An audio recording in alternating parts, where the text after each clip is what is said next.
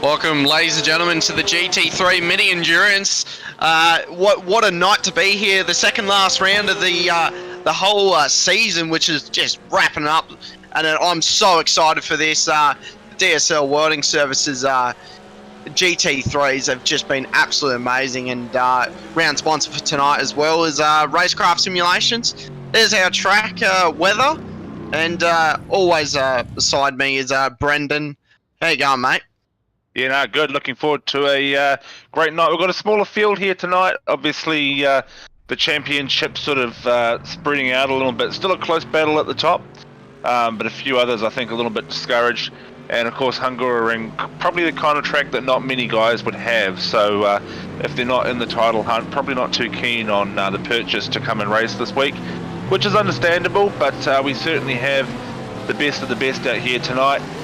We have a full qualifying combined here tonight. There's only 15 cars in the session, so the AMs and the pros will be qualifying together for a full 30 minutes. So it'll be very interesting to see how that plays out, having the AMs and pros on track at the same time. Yeah, definitely. Trying to find a bit of breathing room is not too hard tonight. Hungaroring's a very open track, pardon me, and should be pretty good, but it's coming down to the end of the stages. It's pretty interesting to bring such a known track for the last second last round. It's good to see. And what do you think of the track, Brendo? Yeah, it's something a bit different. It's sort of, the track is fairly new, I suppose, as far as international standards are concerned. And for those of you who are into your track history, this track was sort of built back in the day when Bernie Eccleston wanted to run a Grand Prix in Russia. However, he was convinced to come over to Hungary, and they built a track here. The track was sort of designed to replicate Monaco, which personally, in my opinion, it doesn't do that at all, but it was given the nickname Monaco without the buildings. But yeah, I really struggle to see how that turned out, but yeah, based on Monaco in a traditional permanent circuit form, very rarely used track back in the day now, so the GT3s kind of visited a bit more often, as well as the Formula 1. But yeah, 4.3 kilometer circuit, probably a downforce track more than anything. A couple of medium length straights, but really defined by its long sweeping corners and those tight technical parts through the middle of the track as well. So yeah, a real challenge for the drivers. I think the Porsches are going to do quite well. We've talked throughout the season about them having the best mechanical grip. I think it's going to really suit the driving style of the Porsche. Yeah, definitely, and I think it's one of these tracks as well. We saw at Fuji with the Mercedes actually struggling, and we've seen all season the Mercedes have been kind of up and down, and I think tonight as well, Brendo, I don't think the Mercedes are going to do that well tonight. Yeah, I tend to agree with you there, actually. We certainly saw that they seem to struggle at the higher downforce tracks for rear-end grip, and I was just sort of having a look to see what Harry Dodds was driving this week, because obviously he made the change from Mercedes to the Ferrari, and he has stuck with the Ferrari again this week. So yeah, just trying to go for that slightly nicer driving car, I think. And the Ferrari, I think, is another car that has potential to do very well here as well. Sits on a slightly higher RPM band. Again, sort of good downforce, good handling through the corners. So potentially Harry might be onto a winner here, being the only, or at least he was the only Ferrari in the field. I'll just quickly cycle through all the cars myself. Yeah, the only Ferrari in the field. So yeah, an interesting one to watch there too. I'm surprised Dodds didn't actually go for an Audi. Something different, you know. An engine in the rear. We've seen obviously the Porsche being very strong, just especially like tracks like these, or Sandown or Winton.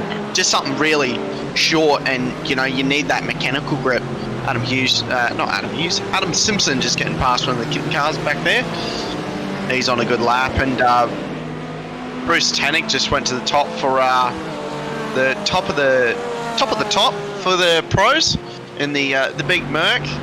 So he's definitely quite strong tonight. And Daniel Byrne just going up to P1 for M, and Delaney just hitting the wall very hard there. We said about the Mercs not having a lot of grip, and obviously seeing that.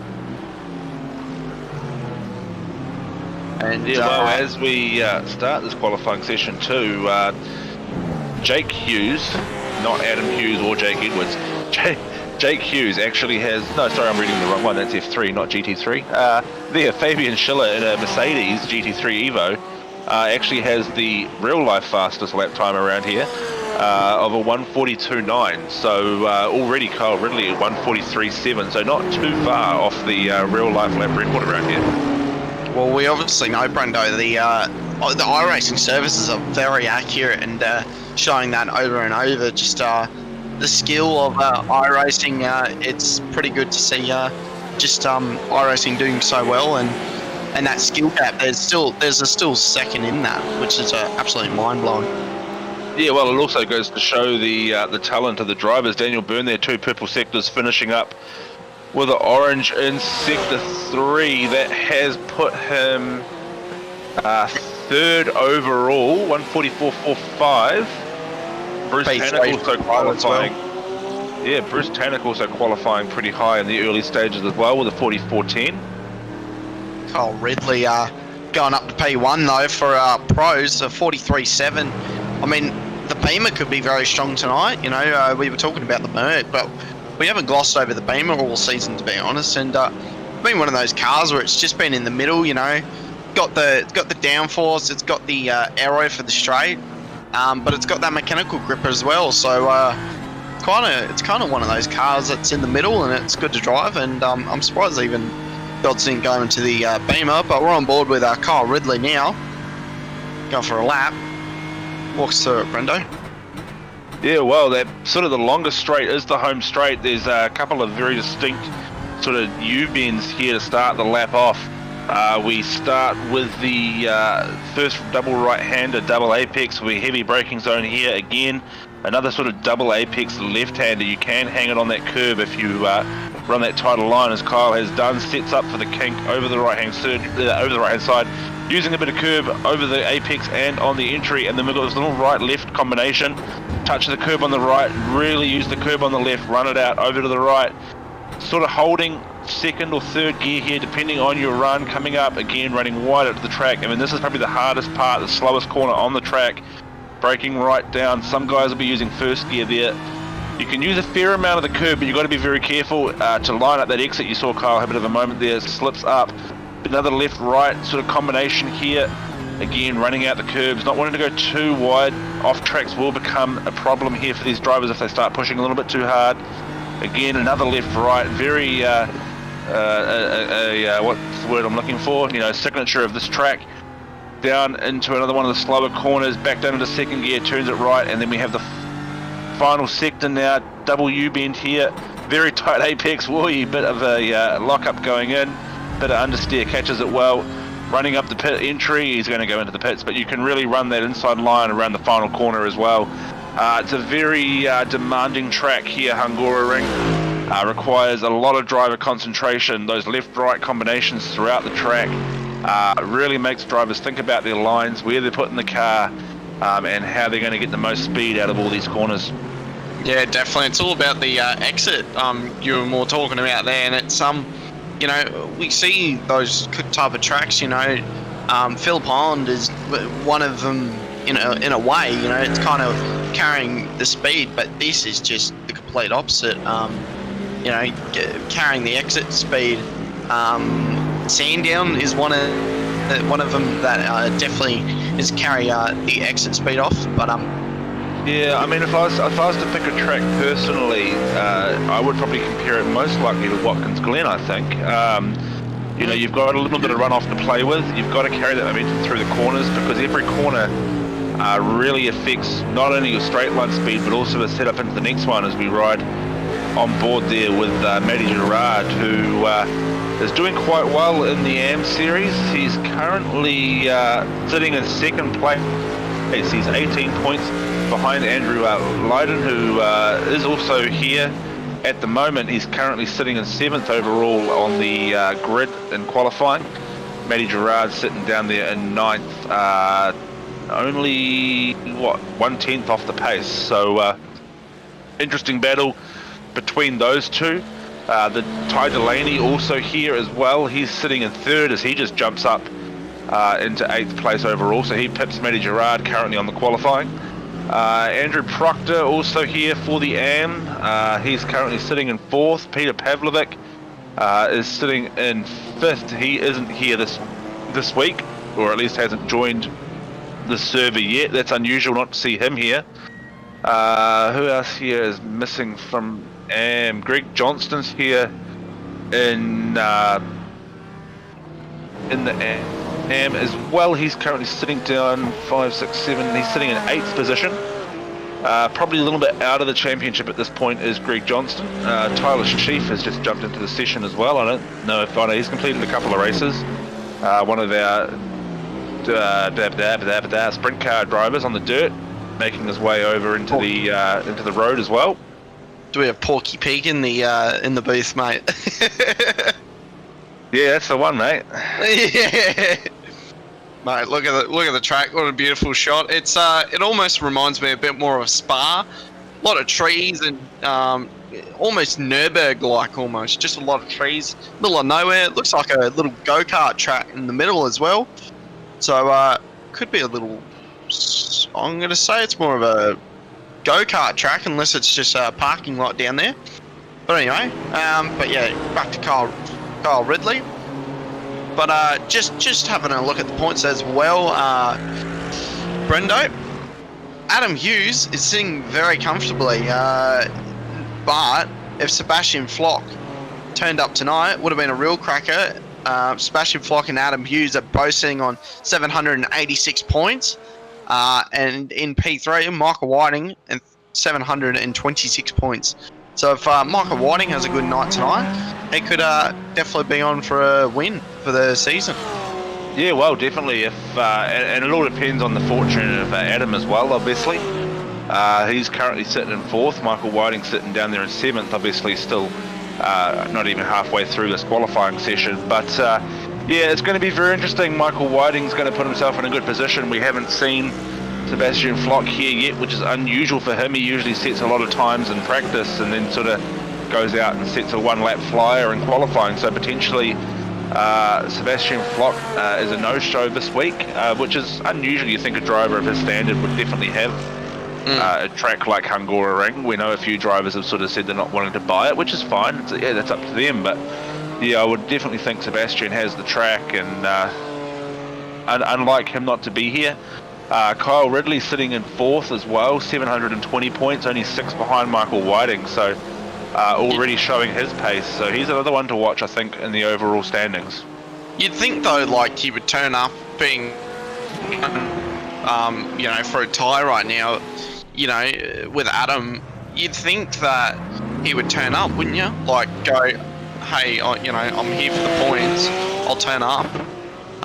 But yeah, if he doesn't turn up tonight, that'd be a real bummer to see them battling it out. And Hughes sitting in P4, and like I said, you know, if Michael Whiting does well tonight, he's on.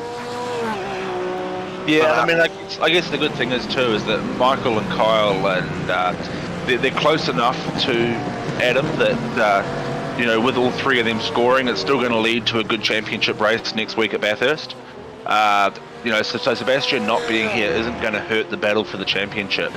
I know that there's been a little bit of talk in the Porsches this week that the championship's kind of wrapped up, and a couple of those guys, you know, weren't as keen to race this week, knowing that the points sort of aren't going to change too much. So it's a bit of a shame when that happens. Obviously, everybody's sort of racing for the championship more so than, or you know, they're focusing more on other cars. So, you know, I know the likes of the Crisscross boys pretty well out of the championship as far as the Porsches, so they're putting their efforts more into the GT3s this week in practice. So, you know, swings and roundabouts, but that's the nature of championship racing, really, isn't it?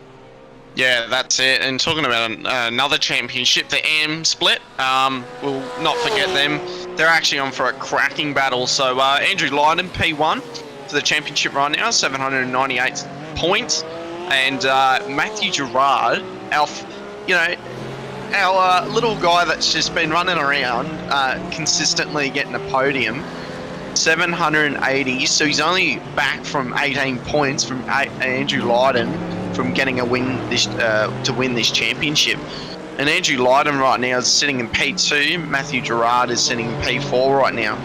So Gerard really needs to be consistent until the last race at Bathurst. And at Bathurst, you just basically put all your cards down and see what happens, really. Yeah, I mean, the way the point gap works, I think for Matty Gerard, he's got to win I think, both races. And it's really going to rely on Andrew's results for whether or not Matty can get that championship wrapped up. So, his goal, I think, is pretty clear. He's got to go out there tonight and he's got to win. Anything short of that, and I think he's going to find himself a little bit too far behind coming into the final round to get that top spot on the podium.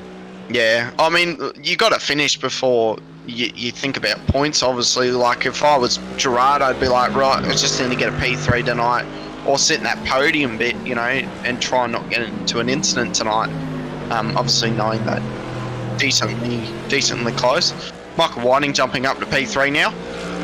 We were already talking about him. He knows he's on for a little hunt for a championship. Talking about Fishies and Whiting. They signed a new driver this week. Thomas Freeman's just joined Fishy. He's not a huge GT3 driver, but he's a V8 supercar driver, and he's definitely top of the list for that. The Fishy squad, that's for sure. Yeah, definitely a bit of a surprising signing too, I would have thought. But yeah, definitely Thomas Freeman, one of the top V8 supercar guys going around at the moment. And one of the AM drivers, we talked about him being a bit of a dirt boy, Tyler Sheaf, goes out and sets a purple sector in Sector 1. So massive effort from him there to get the quickest sector in 1. Backs it up with an orange. So he's going to come out for his first lap. Where is he? His first lap. So he's going to come up with a pretty good time as he comes around. So we'll follow him down over the control line. And purple in the final sector as well. Wow. So great first lap from Tyler Sheaf. The boy's got pace. Yeah, the dirt boy we've been talking about all season, and he's jumped up massively. So well done to him. Must have put a lot of time and effort to this season and this league, and he's doing really well. I think that might have been an off-track, actually. Yeah, it must have been an off-track. It hasn't come on the timing screen, which is a damn shame. But yeah, he's showing he's got the pace. Yeah, definitely. And we were talking about the Porsche having mechanical grip, and I think that's definitely helping him. So I think that's Kyle jumping into the pits now, and there goes his teammate as well. So that'll be Ray Oliver in too. So Bruce Tannick now watching on board. He's sitting in P2 right now. I've actually never seen... I've never seen Bruce at this track before, so I wonder how he's going to go tonight. I haven't seen a lot of people here at all, and I wonder what everyone's kind of feeling about the track, especially when we get to the green room stages. I wonder what they're all feeling about it. Well, was Bruce Tannick just go sideways, and he's going to pull over? I was going to interrupt you there and say I've never seen Bruce complete a lap, because every time we put him on stream, as we know, he gets the old curse. So it's just further proof there that he's doomed by the commentary team. Sorry, Tyler Sheaf on complete border. Tyler Sheaf on a complete purple lap. So we're going to ride on board one of the kitten cars. Yeah, so we're on board with Tyler Sheaf. He's coming around the final corner again with 2 purple splits. So this is really a bit of a mixed camera going on here, but amazing pace from Tyler Sheaf right now. And he's gone purple through all 3 sectors. But again, I don't think he's done that cleanly, because he's not coming up on the timing screen. No. Yeah, so he's... yeah. He must be cutting the track a little bit. Yeah, he's got to be doing something somewhere. If we get this camera to settle, we'll ride on board for a lap and see what he's up. I don't think it's going to settle. Yeah, Toddy's had to step away from the production for a second, but if we can get an onboard lap, we'll see what's going on. Because he's certainly showing some really good pace there on the split. He must have put a lot of time in. Kyle Ridley just jumps up to P1 as well, so he's done well. huge jumps. Actually, you know, the other track this kind of reminds me of a little bit, thinking about it, is Okayama. I mean, yeah, kind of. Oh yeah, there's a time save. Yeah, there's the time saver. Yeah, a little bit, but it reminds me a lot of Spa, I reckon. Just just big straights, you know, corners that are very sweeping, and a track that really tests you how you drive one of these things. Yeah, I mean, the reason I say Okayama is I'm sort of thinking just that Up sort and of... down. Well, no, that little sort of S section down through sort of 4 and 5 that comes back up around the hill onto the back straight, and then you've got those very distinctive kind of... Yeah, your cameras are a bit up the wop, Toddy. You know, you've got the... You've got those very distinctive kind of 180-degree turns at multiple points on the track, so it definitely shares... I think this track, admittedly, it's not a Herman Tilke track, so it doesn't suck, but it certainly draws inspiration from a lot of circuits around the world. You can see those kind of... you can see those influences, and I mentioned it was built as kind of like a second Monaco. I don't agree with any of the final design there at all, but you can certainly see influences from other famous racetracks around the world. Yeah, definitely. They've kind of taken a bit of Japan, a bit of Belgium, a bit of you know, a bit of Monaco there, as they said. But yeah, I think it's more Spa, in my opinion.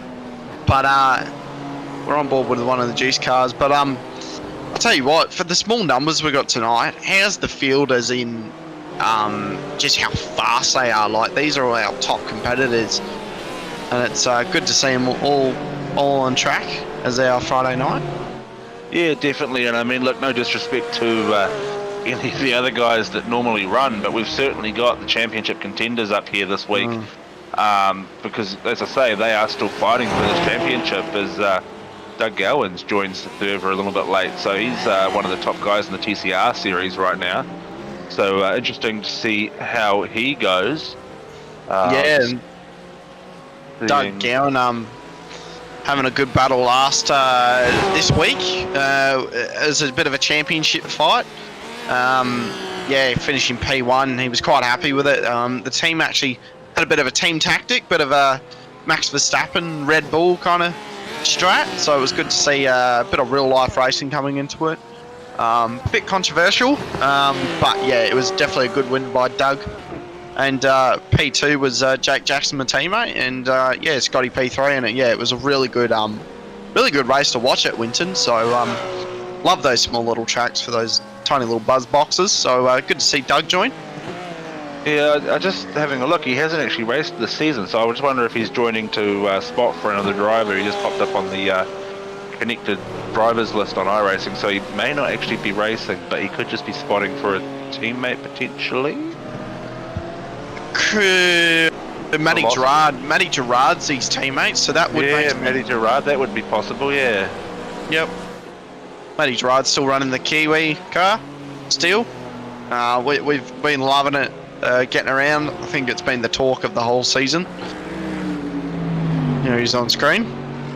But what's have you got any Cowie kind of insight with any of the teams recently, Brendo? No, I haven't actually had a chat to any of them. I might just do a bit of a, see if we can do a bit of a dodgy, and bit of a dodgy, I'll just see if we can pull. We'll pull a driver in, and just surprise them. Yeah, righto. Go for it. When it lets me do it. Yeah, I was trying to pull Sheafy in, but I just got to wait for iRacing's, no, not iRacing, Discord's silly scroll function. And I've got it. You got it? Oh, yeah. Oh, sorry, I had him at the same time. You do it, because I'm having a bit of a mission. Yeah, all good.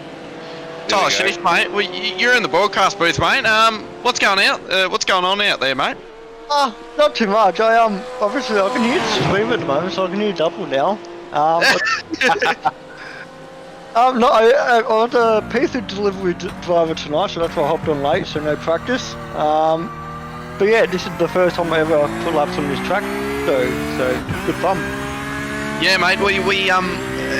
It's one of these tracks where not a lot of drivers have, mate, and not a lot of practice either. So it's quite interesting to see a lot of these drivers just kind of getting used to the track. And what's it kind of like out there, mate? Because Brendo and I have been saying it's a bit of Spa, bit of Okayama, it's a bit of everything with this track. That's really a pretty fun track, I reckon. Just compared to last night in the SR8, these cars are so much different to drive, so I can actually throw it around the corner and just have the fun with it. Yeah, that's it, mate, because the Radicals are a stiff little car and a bit more body roll on these things, a bit bigger, a bit more fun. Any questions, Brendo? Yeah, no, I was just going to say, it seems like you've got quite a bit of natural talent around here. You're set in purple sectors, but it just seems like you can't quite get that clean lap in yet, bud. Yeah, no, I keep going off, just probably pushing a little bit too far around the corners coming off. But it's good to find the track limits anyway. I've never really driven on racing, so good to know in qualifying where I can and cannot go, and hopefully that can help me in the race. 100%, mate. Before we let you go, because I'm sure you want a bit of peace and quiet with old Greg, who would you like to thank as your team or sponsors, mate, while you're up here? Just a privateer at the moment, so it's good fun. But anyone that's been in the Discord calls in any racing, Sprintcars, TCR, Radicals, they're good fun. They help me out a lot to obviously keep improving myself, and and obviously SRW as well for putting these races on as well. Good fun. Do you want to advertise yourself, mate, to any teams out there? Yeah, if you want a noob, yeah, just let me know. Mate, I'm sure there's a few out there.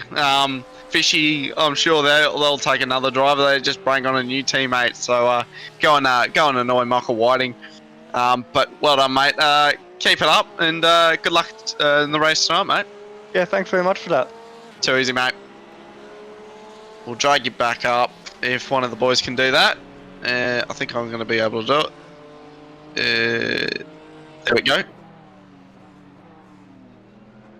So that was Tyler Sheaf, ladies and gentlemen, the little Porsche out there doing his own little thing, and it's good to have a guy out there and doing his own thing. And what do you think of his performance in the sprint cars, Brendo? Tyler Sheaf. Oh yeah, look, he's certainly a competitor, eh? And what you've got to admire about a driver like Tyler is, he doesn't always, he's not the most consistent guy out on track, but what he is a real trier. So, he's very hard on himself. He's a bit like Scotty in a way. You'll get out of a race and he might have a very good result, but he'll be thinking about, where he can improve, what he can do better next time. And, I've had a few chats with him post-race, and he's always sort of saying, I wasn't quite getting this right. And he's very conscious, he's thinking, you can see that he's working hard to develop as a driver. So, perhaps maybe not this season, but definitely next season, expect to see a lot more of him. Yeah, definitely Tyler Sheaf, definitely improving, that's for sure. I don't watch the sprint cars, but I might need to have a bit of a watch, because obviously my commentator next to me does it.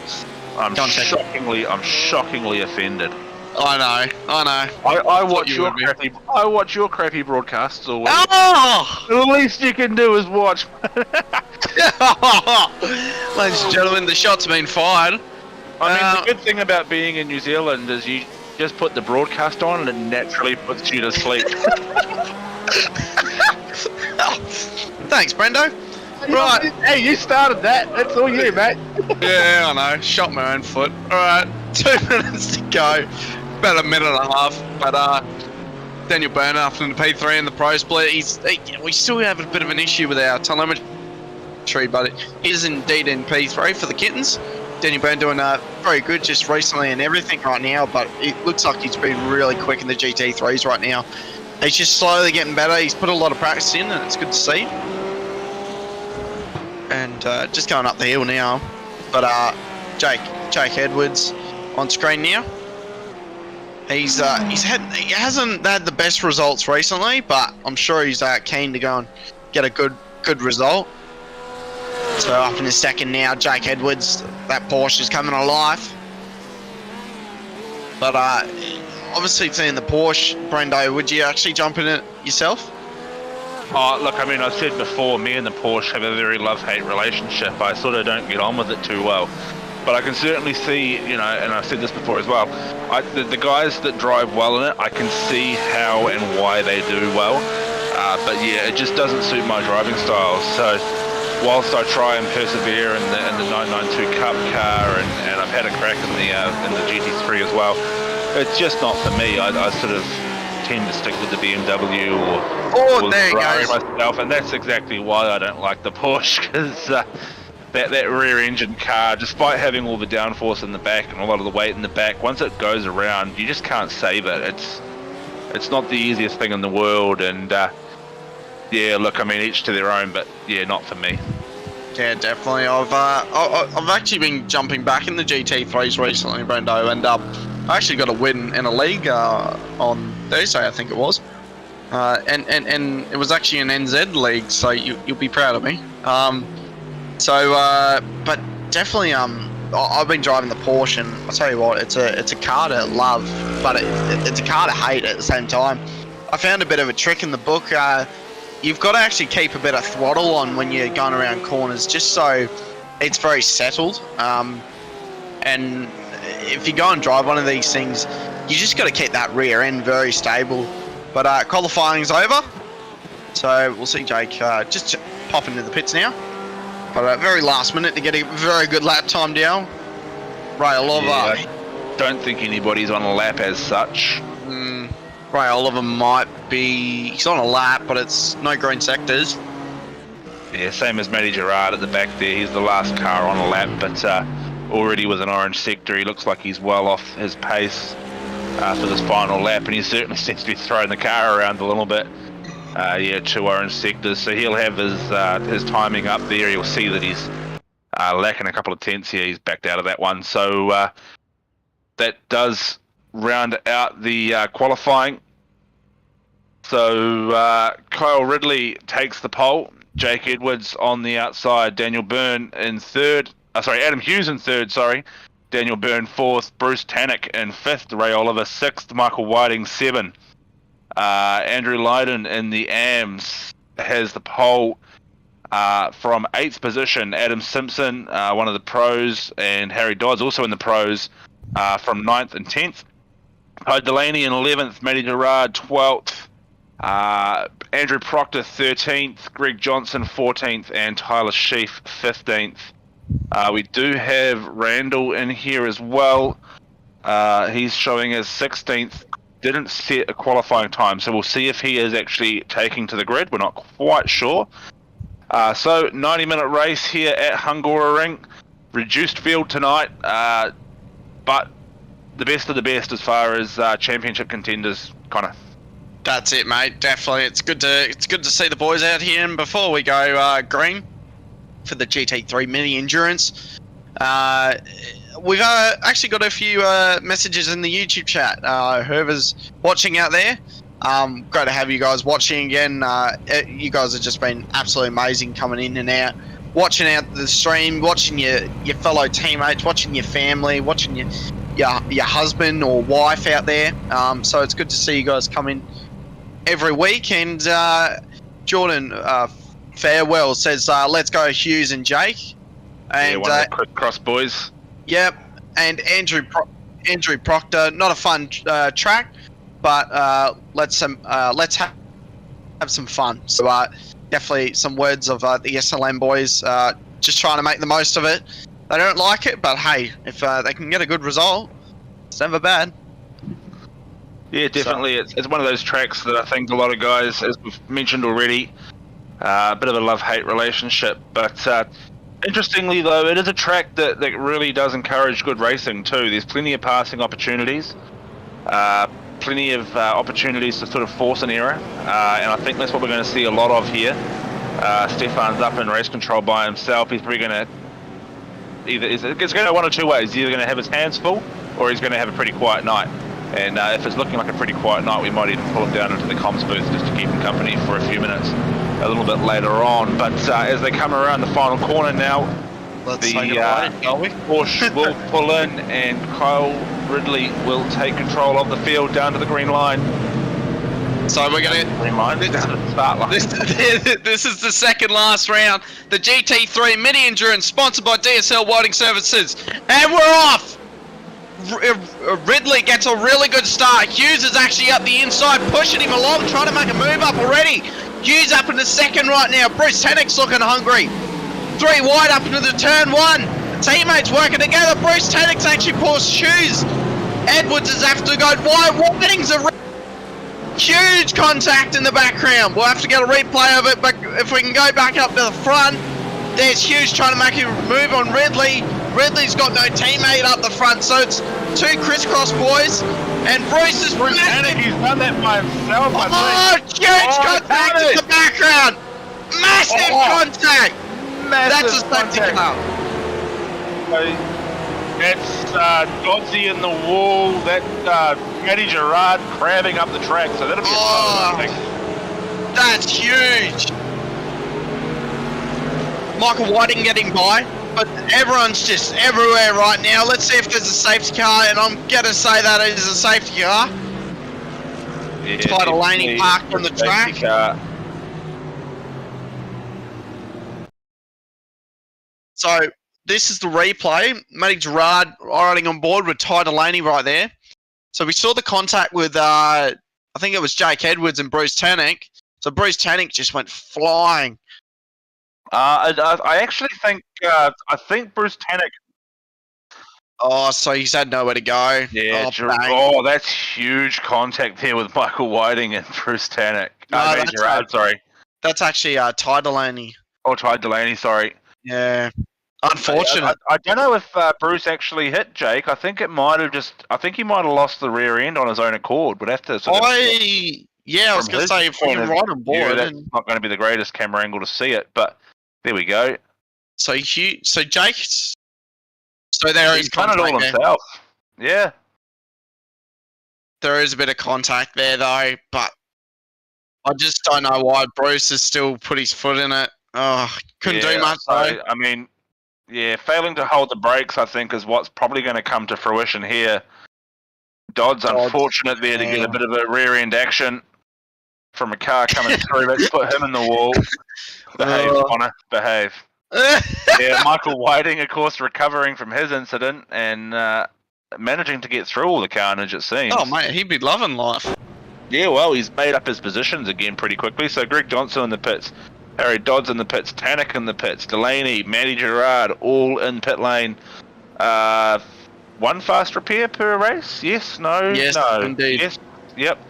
So I don't know if we'll be taking fuel and tyres just yet, but it does look like they're up on the track. How unfortunate. First lap and just all that carnage happening. Everyone just trying to make as much spots as they could. But you really don't need to, like, first lap. And yeah, they've just all had contact and that's it. So that could be Matty Gerard's championship almost out the window. Ty Delaney sitting in pits as well, so we'll see what happens, but that's a tough night for Matty Gerard. Yeah, I mean, I wouldn't say race over just yet. I mean, you know, they're all going to gather behind the safety car, provided they get out of the pit lane in time, which, you know, I'm pretty sure they will. He'll be on the main lap. He'll still be on the lead lap. So he's got a chance to have a bit of a recovery drive. We've seen Matty Gerard do it before. Has come from the back before to finish in good position. So, and again, of course, a reduced field as well. So he's got less cars to sort of worry about. He can catch up to the train, which he's going to do, and he's still got 90 minutes to put together something. So it's not race over by any means. But I think just on the back foot. Yeah, on the back foot for sure. That's what I'm more of like saying. It's just being on the back foot now. So you've just got to drive as hard as you can now to get through the field and see if Matty Gerard gets actually passed by the safety car, because that will be not too good for Gerard at all. Let's see where he is. Yeah, he's out on track. Nice. So he's going to have to catch the field now. But yeah, not being a lap down is very handy. Yeah, and Delaney's out as well.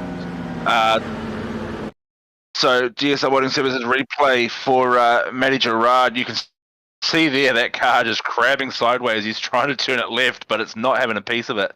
Just sort of. That's rear axle absolutely gone. But I mean, look at the contact he had there with the tyres, and then to get picked up by tyre in the background as well. Absolutely sandwiched that car. So damage all around. Who was that? That's that got huge. caught up underneath Ty. That's an SLM car, and I'm going to say that's Andrew Proctor. It was. So just getting absolutely munted there. Just took a whole face of a Merc, 2 Mercs, 1 Beamer. I didn't actually see Andrew the first time, so yeah, that different angle. It's sort of a few more cars involved than we first thought. So very interesting start to this race. I'm wondering what kind of penalties are gonna get forced out, because I don't want to blame anything on anyone, because Bruce was where he was and Jake came down to follow his teammate, right? Do you think maybe Bruce could have backed out, or like Jake should have just stayed where he was? Like, yeah, look, I mean, I think that to be fair, I don't think Jake was involved in the incident. Bruce has gone in a little bit hot and spun the car. There is a question there as to whether he should have held the brakes or not. He was, as you say, trying to sort of keep it in and gather the car. I mean, at the end of the day, I think it's probably going to come down to a bit of a racing incident. No one's really come off any better off for it. Yeah. Besides the kitten cars, they've done well. Yeah, I mean, besides the kitten cars, no one involved in the incident has sort of... It's all been a bit of a flow-on effect. And, of course, the other thing we've got to consider tonight, too, is, we have old boss man Stefan, their head RC, doing it by himself tonight. So he's basically pulled away from the train now in the pace car. He's going to park up, and he's going to be issuing out the penalties after he's got out of the safety car. So it's not like we have the team of 3 that we normally do tonight. So we're going to go back to the front of the field. Kyle Ridley actually leading the field. Ray Oliver's actually not far behind at all, so his teammate's right there, and he's off. Great launch from Kyle Ridley there, just getting an early launch out of the corner. Trying to let Adam Hughes not follow him at all, try and get him out of that slipstream. That's your enemy down the straight. Jake Edwards, will he make a spot up on Hughes, or is he going to use him? But Ray Oliver's right there. What can Ray do there, Brendo? Yeah, look, I think we're going to see a little bit of a team game from the Crisscross boys tonight. Obviously, Adam is racing for the championship. Jake's not going to be quite... I don't think he's going to be intentionally as obvious as what we saw in the TCRs. But he's certainly going to, keep the pace, just make sure that Adam doesn't have too much trouble from the guys coming through. And, yeah, no further incident. The call already from race control. Bruce there making the mistake on his own, and unfortunately everybody else just got caught up in that. So it is a genuine racing incident, and we will move on basically with a fresh start, albeit the grid slightly changed up in a single file. So a couple of off tracks popping up on the screen there as the train goes through the chicane as well. Yeah, everyone's just using as much track as possible. And Adam Hughes just really trying to catch onto the back of him. And I don't know what Jake is doing. I think it might just be down to pace, because Kyle Ridley just looks like that beam is absolutely hooked up tonight. And like I said before, the beam has just been so consistent, just good. And as the Porsche just gets sideways out of the corner. Yeah, a little bit too wide on exit there for Adam on that occasion, but he's managed to gather it. He's actually got a pretty good run up that little straight. And he's really sort of throwing the nose into the corners there, braking quite late, trying to just shut that gap down on Kyle Ridley a little bit. I don't think it's going to hurt Adam too much to run in second tonight, in the grand scheme of the championship points. So whilst Adam does like to be in front, he certainly doesn't like looking at rear ends on cars. He certainly will be looking to just sort of finish the race. We jump down to AMS. And Andrew Lydon there, our series leader and race leader here, currently sitting in, where is he overall? 6th place overall, so he's done quite well, as have both the Kitten boys. Daniel Byrne, the pro driver, right behind as well. Yeah, well, Daniel, Andrew Lydon's just been another elite driver, hasn't he? He needs to be jumped up to pro, because what a driver he's been recently, just in this GT3, you know. They were focusing on the F3s, but it just looks like Andrew Lydon's just got this thing hooked up, got the field massively. So we might go back up to the front, because Adam Hughes is looking very hungry with the. I've been calling it the Belgium Porsche. Just it's got the colours, but it absolutely looks stunning. But Kyle Ridley just gets a little wiggle mid corner there. Maybe we should. Go on. I was gonna say maybe we should. Oh, it's huge! He just goes sideways. Oh, that was huge. That's gonna affect him massively there. So Jake Edwards is gonna go through. But I was going to say we might just bring our RC down if you can, Brendo, and then we can have a bit of a chat and get his opinions about that. Yep, give me 2 seconds. Stefan, mate, you got a minute. Talk us through that lap 1 incident if you got a second. Yeah, absolutely. So car 31 of Bruce Tennick just clipped the rear of car 97, Jake Edwards, going through the turn 3 and sort of just self-spun himself, and unfortunately everyone else had nowhere to go but pile into him. Yeah, mate, I was going to say, sorry, Brendo. I was going to say, it was such an interesting thing to kind of break down as a commentary team, but it was more like, who do you put the blame on then? I think you've done an absolutely amazing job there, mate, to go, nah, there's no point giving anyone a penalty. Our main kind of question though was kind of Ray Oliver just smashes the wall, huge contact. Sorry Steve, just yelling in your ear. But I was gonna say we were kind of wondering if he'll get a penalty for not holding his brakes. No, he was holding his brakes. He had his brake lights on the whole time. Obviously the telemetry side of things we can't tell the exact pressure he was he had on, but yeah, he was definitely holding his brakes after the initial spin, so I was happy with that. Yeah, definitely, man. But thanks for doing all what you're doing, mate. We might throw you back up because there's a lot of action, and I'm sure you want to keep your eardrums, mate. Cheers, mate. Stefan just jumping in the booth and having a bit of a chat. It's good to get a bit of information off him, and but having a spin there from Ty Delaney there, and Ray Oliver just smacking the wall. He was in actually P3, so Adam Simpson's actually jumped up to P4 now. Yeah, and Ty Delaney has called that incident through to race control. It did look like a little bit of a touch there. I think if anything, Ty being on the inside is probably going to end up finding himself at fault there and be put down to a racing incident. But as you do when you're in the car, you get a little bit heated. You want to try and take anything you can get. So we jump back to the kitten cars here as well. And it's been interesting, I've heard you rattle on for the last few weeks about, these kitten boys and how good they are in F3s and how they always run as a team and work together. And obviously doing the broadcast this week with you, Pixie rather, I was about to call you Cowie. Me filling in for Cowie, it was really amazing to see those kittens in the F3s, and it just backed up everything you've been saying about them, Like, they run as a team, they run fast, they run hard. And watching them now, it makes a whole lot more sense watching them running in the GT3s. Doesn't it? It's quite funny to see. There's about 6 of them in F3s, and you come here and there's only a small bunch of them, and you go, oh, that's it. But obviously those other boys focus on the F3s, but I think, like you said, it just kind of opens up your eyes, doesn't it, when you watch other races through the week, and you come down to like these last couple of races of the Supercars and the GTs, and it's kind of good, isn't it? Yeah, definitely. And obviously these kitten boys will be wanting to sort of encourage a few more of their teammates to come into the GT3s.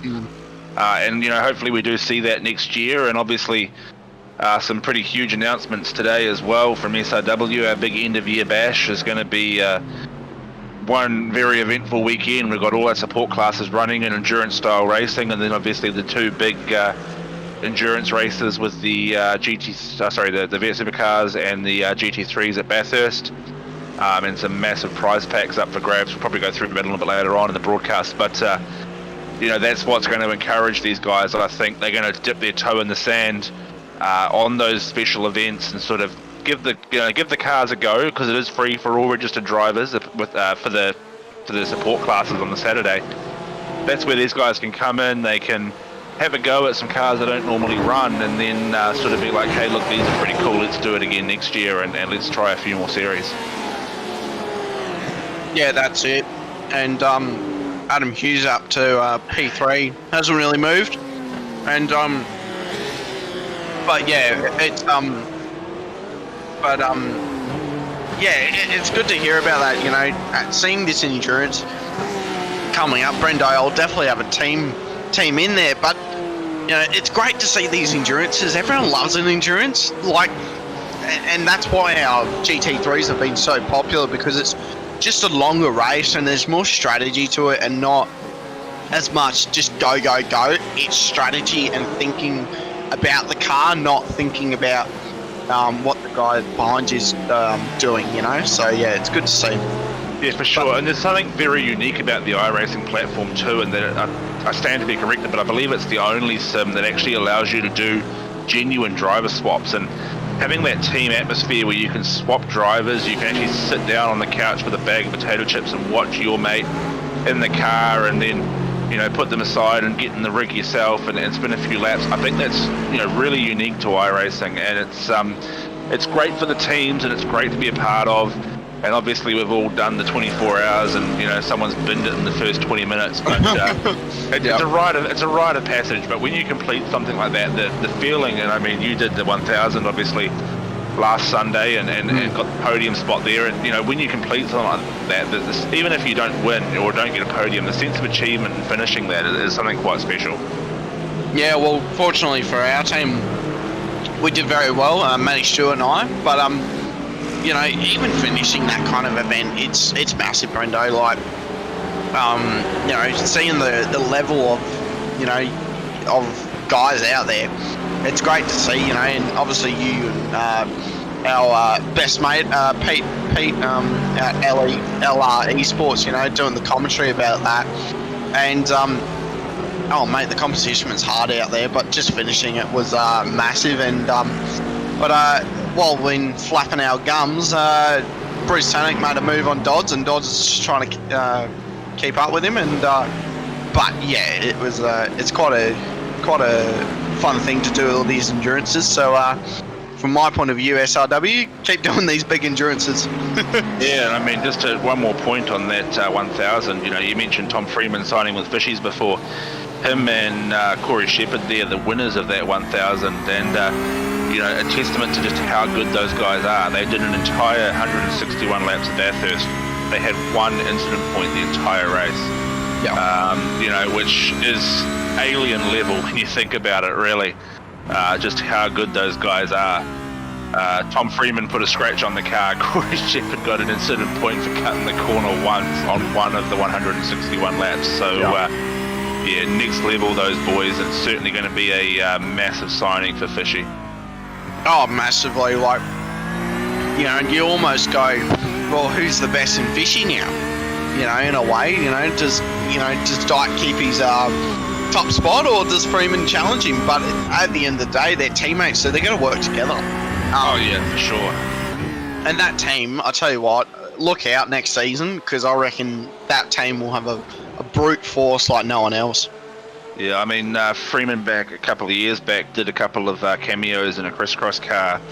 I think it was the Daytona, I want to say, 24-hour, and he certainly got the ability, that's for sure, and carried our asses through some pretty hectic times, that's for sure. I think I did about 2 hours in the entire race, or whatever the minimum was, and it was about a 5-man team, I think, and yeah, what I was doing compared to what he was doing in the car were two different. I was the safety car in comparison to him spinning laps, that was for sure, but great thing to be a part of as well, even just that little stint I spent in the car, but being able to watch him drive and having that sense of ownership over a driver of that kind of ability was quite cool as well. Yeah, I mean, I've actually done a Bathurst 1000 with Tom Freeman, and actually we won it as well, so yeah, learning off that dude is massive, and good on to him you know, the achievements he's done. You know, raced with TTR, the biggest team in sim racing that you could argue. You know, they are next level when it comes to racing. Madison Down obviously racing in their team, and all the other guys in TTR, and he got offered to actually go for a co-drive, and Corey Shepherd obviously driving over there as well. Bits and pieces for both of them, and you know, well done to them just for the achievements both of them are done, and yeah, they took out the race on Sunday, so good to see. Yeah, definitely. And going back to tonight's race, yeah, this battle with Dodge and Tanak still going on strong as Dodge sticks the nose up there into 2, and it looks like he's got the move done. I think Tanak might have yielded ever so slightly there just to avoid the incident, but a little bit further up the train as well, you've got Daniel Byrne over the back of Andrew Lydon again. Those are the two kitten cars working together. Tanak running wide there. Excuse me, but Michael Whiting also up to within a second of Daniel Byrne as well, just a little bit further up the road for 6th and 7th. So Michael Whiting obviously with that early spin, but managing to avoid the second part of the lap 1 carnage. On a little bit of a recovery now and chasing down the two kittens.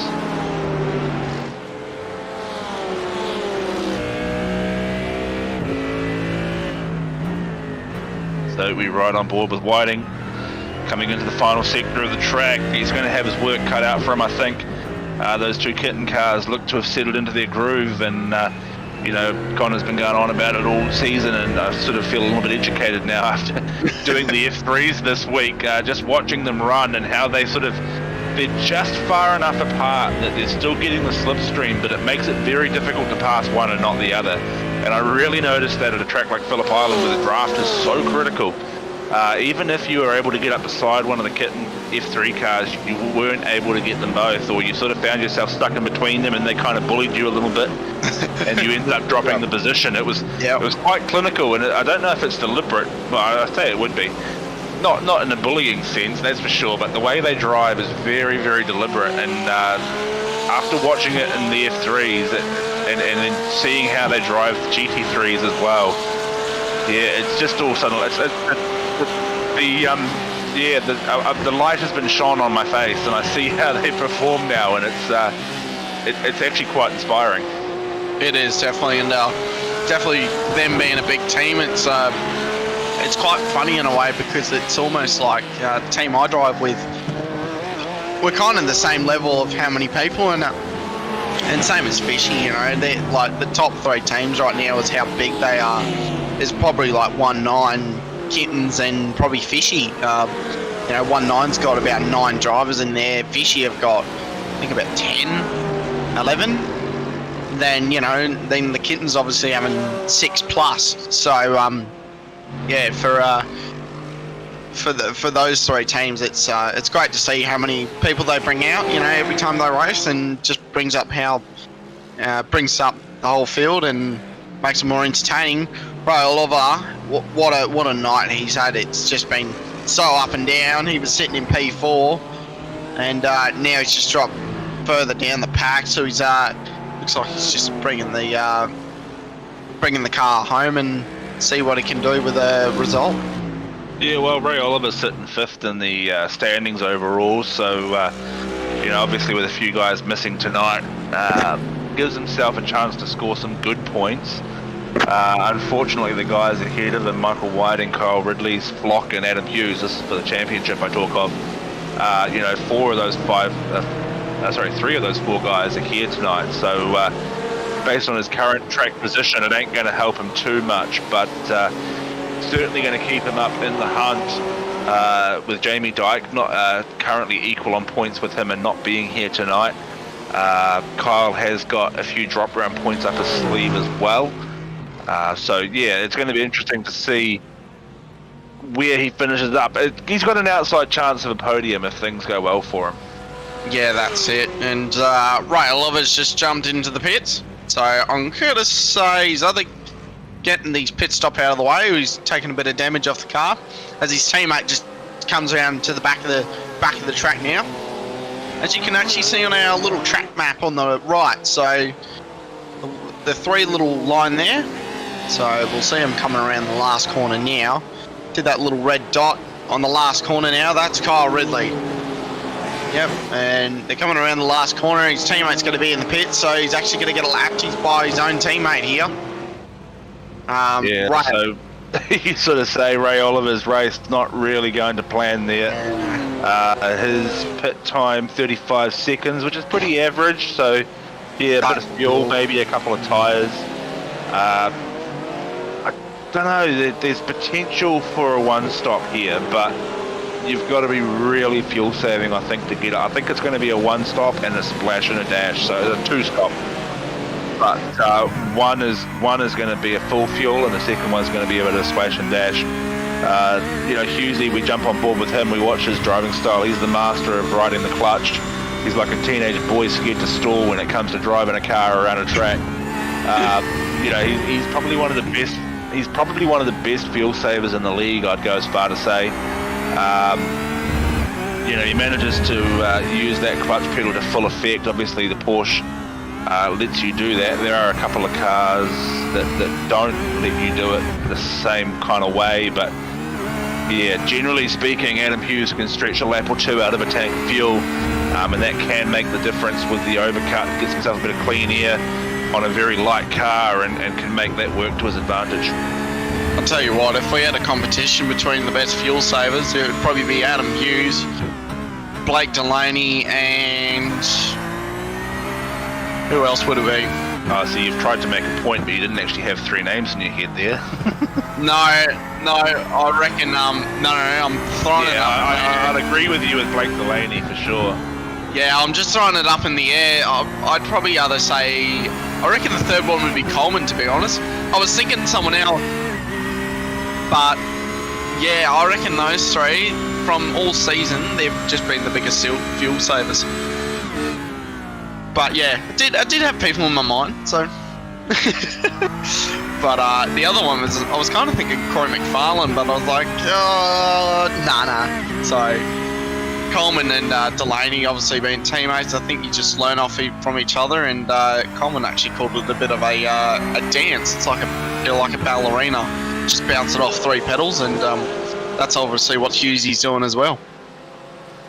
And Hughesy is definitely holding down that left pedal as long as possible.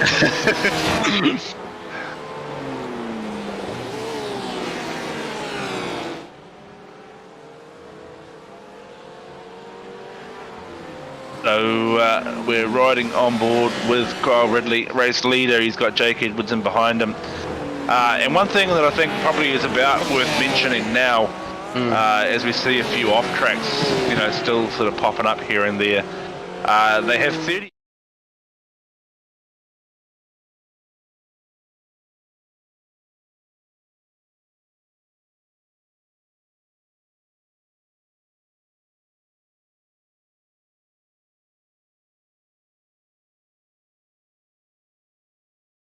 Yeah, so 30 incident points before we get a drive-through. So I think given how these guys have sort of started out this race, there's obviously been the ones that were involved with contact, which for those not familiar with iRacing, there's a 4x penalty most of the time.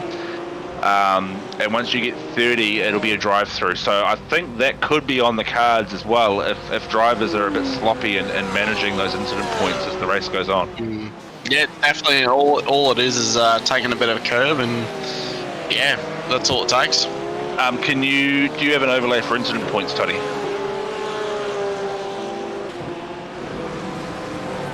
Alrighty, Toddy's going to work on that and see if we can make that possible. But yeah, anyway, the race goes on, and yeah, it's certainly going to be something to watch. I think we haven't really seen it so much throughout the season. But certainly these chicanes being quite tight as they are, and the track demanding you kind of to use the exit curves, I think it could almost come into play here this week. Yeah, sorry, I'm just reading. I'm just reading the comments, and Mr. The fish that we haven't seen much for a while. Do you want to have a guess of all fish? Oh, I'm just reading the comments too, Matty Keane. No, it's actually old Kirby, David Kirby. So gutting for the fish. young. Oh wait, fish. hang on. No, I'm reading way ahead of there. Here we go. Yeah. Yeah, gunning for the young fish, and yeah, definitely for Delaney, for Ty Delaney, yeah, for sure. But it's, I mean, you've almost got to think of this, Kirby, in a way. It's almost a learning tool as well to teach him how to come back through the field and have that resilient attitude to it. You know, it's not always been up the front, and you know, stuff does go wrong. But for one of the fish, it's actually a really good night for him. It's Adam Simpson just sitting in P4, just cruising around while the whiting, big fish, comes along, and as Daniel comes right behind his teammate as well, Andrew Lydon, very quick AM driver, just absolutely gapping the field from the AM class. I think the next AM driver is Matty Gerard, which is actually sitting in P2 because he's passed Andrew Proctor. So Matty Gerard's sitting in P2, and we were talking about results, Brendo, and that's not too bad if Gerard can stay on where he is. Yeah, definitely. We sort of mentioned right from the top of the broadcast that I think, you know, points-wise, Gerard really needs nothing but the win and some favourable results. But at the moment, it does look like those Kitten boys are running pretty strong. You know, Burns quite happy sitting. So, just, sorry, I got interrupted by race control there. Car 169, Matty Gerard, just as we were going to talk him up, has been given a drive-through penalty. So, he was involved in a bit of an incident. We'll see if we can get Toddy to pull up a replay for that one, because we missed. Oh, so right, that replay is not possible. I think I've actually got it. I think it's Andrew Proctor he had an incident with. So I'm thinking that's what it is, because on our timing, he was behind Andrew Proctor, and then he got around him. So I wonder if there's something to do with that, because I don't think it says what lap it was. No. So Andrew, I did sort of see earlier on comms. So yeah, I'd agree with you with that one. But Whiting and Byrne have got past Lydon, so maybe he's just yielded to the pro battle. Not quite sure, but we've got a replay up for this one. And yeah, it looks as though, I don't know if that's a mistake or if he's just yielded there, but he's let the pro drivers through. Well, he is an AM driver, so he has just, I think it's just a bit of respect. And looking at how the gap is opening up now on the live screen, I do wonder if he's actually going for a very heavy fuel save. Lydon. Yeah, because he's really dropped off the back of them pace-wise. He was having no trouble keeping in front of them, and now he's falling right off the pace. So.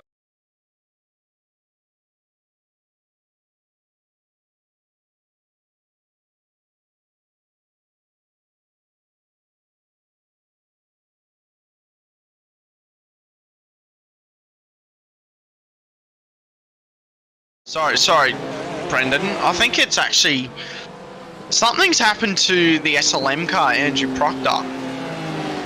What's happened to him? Cause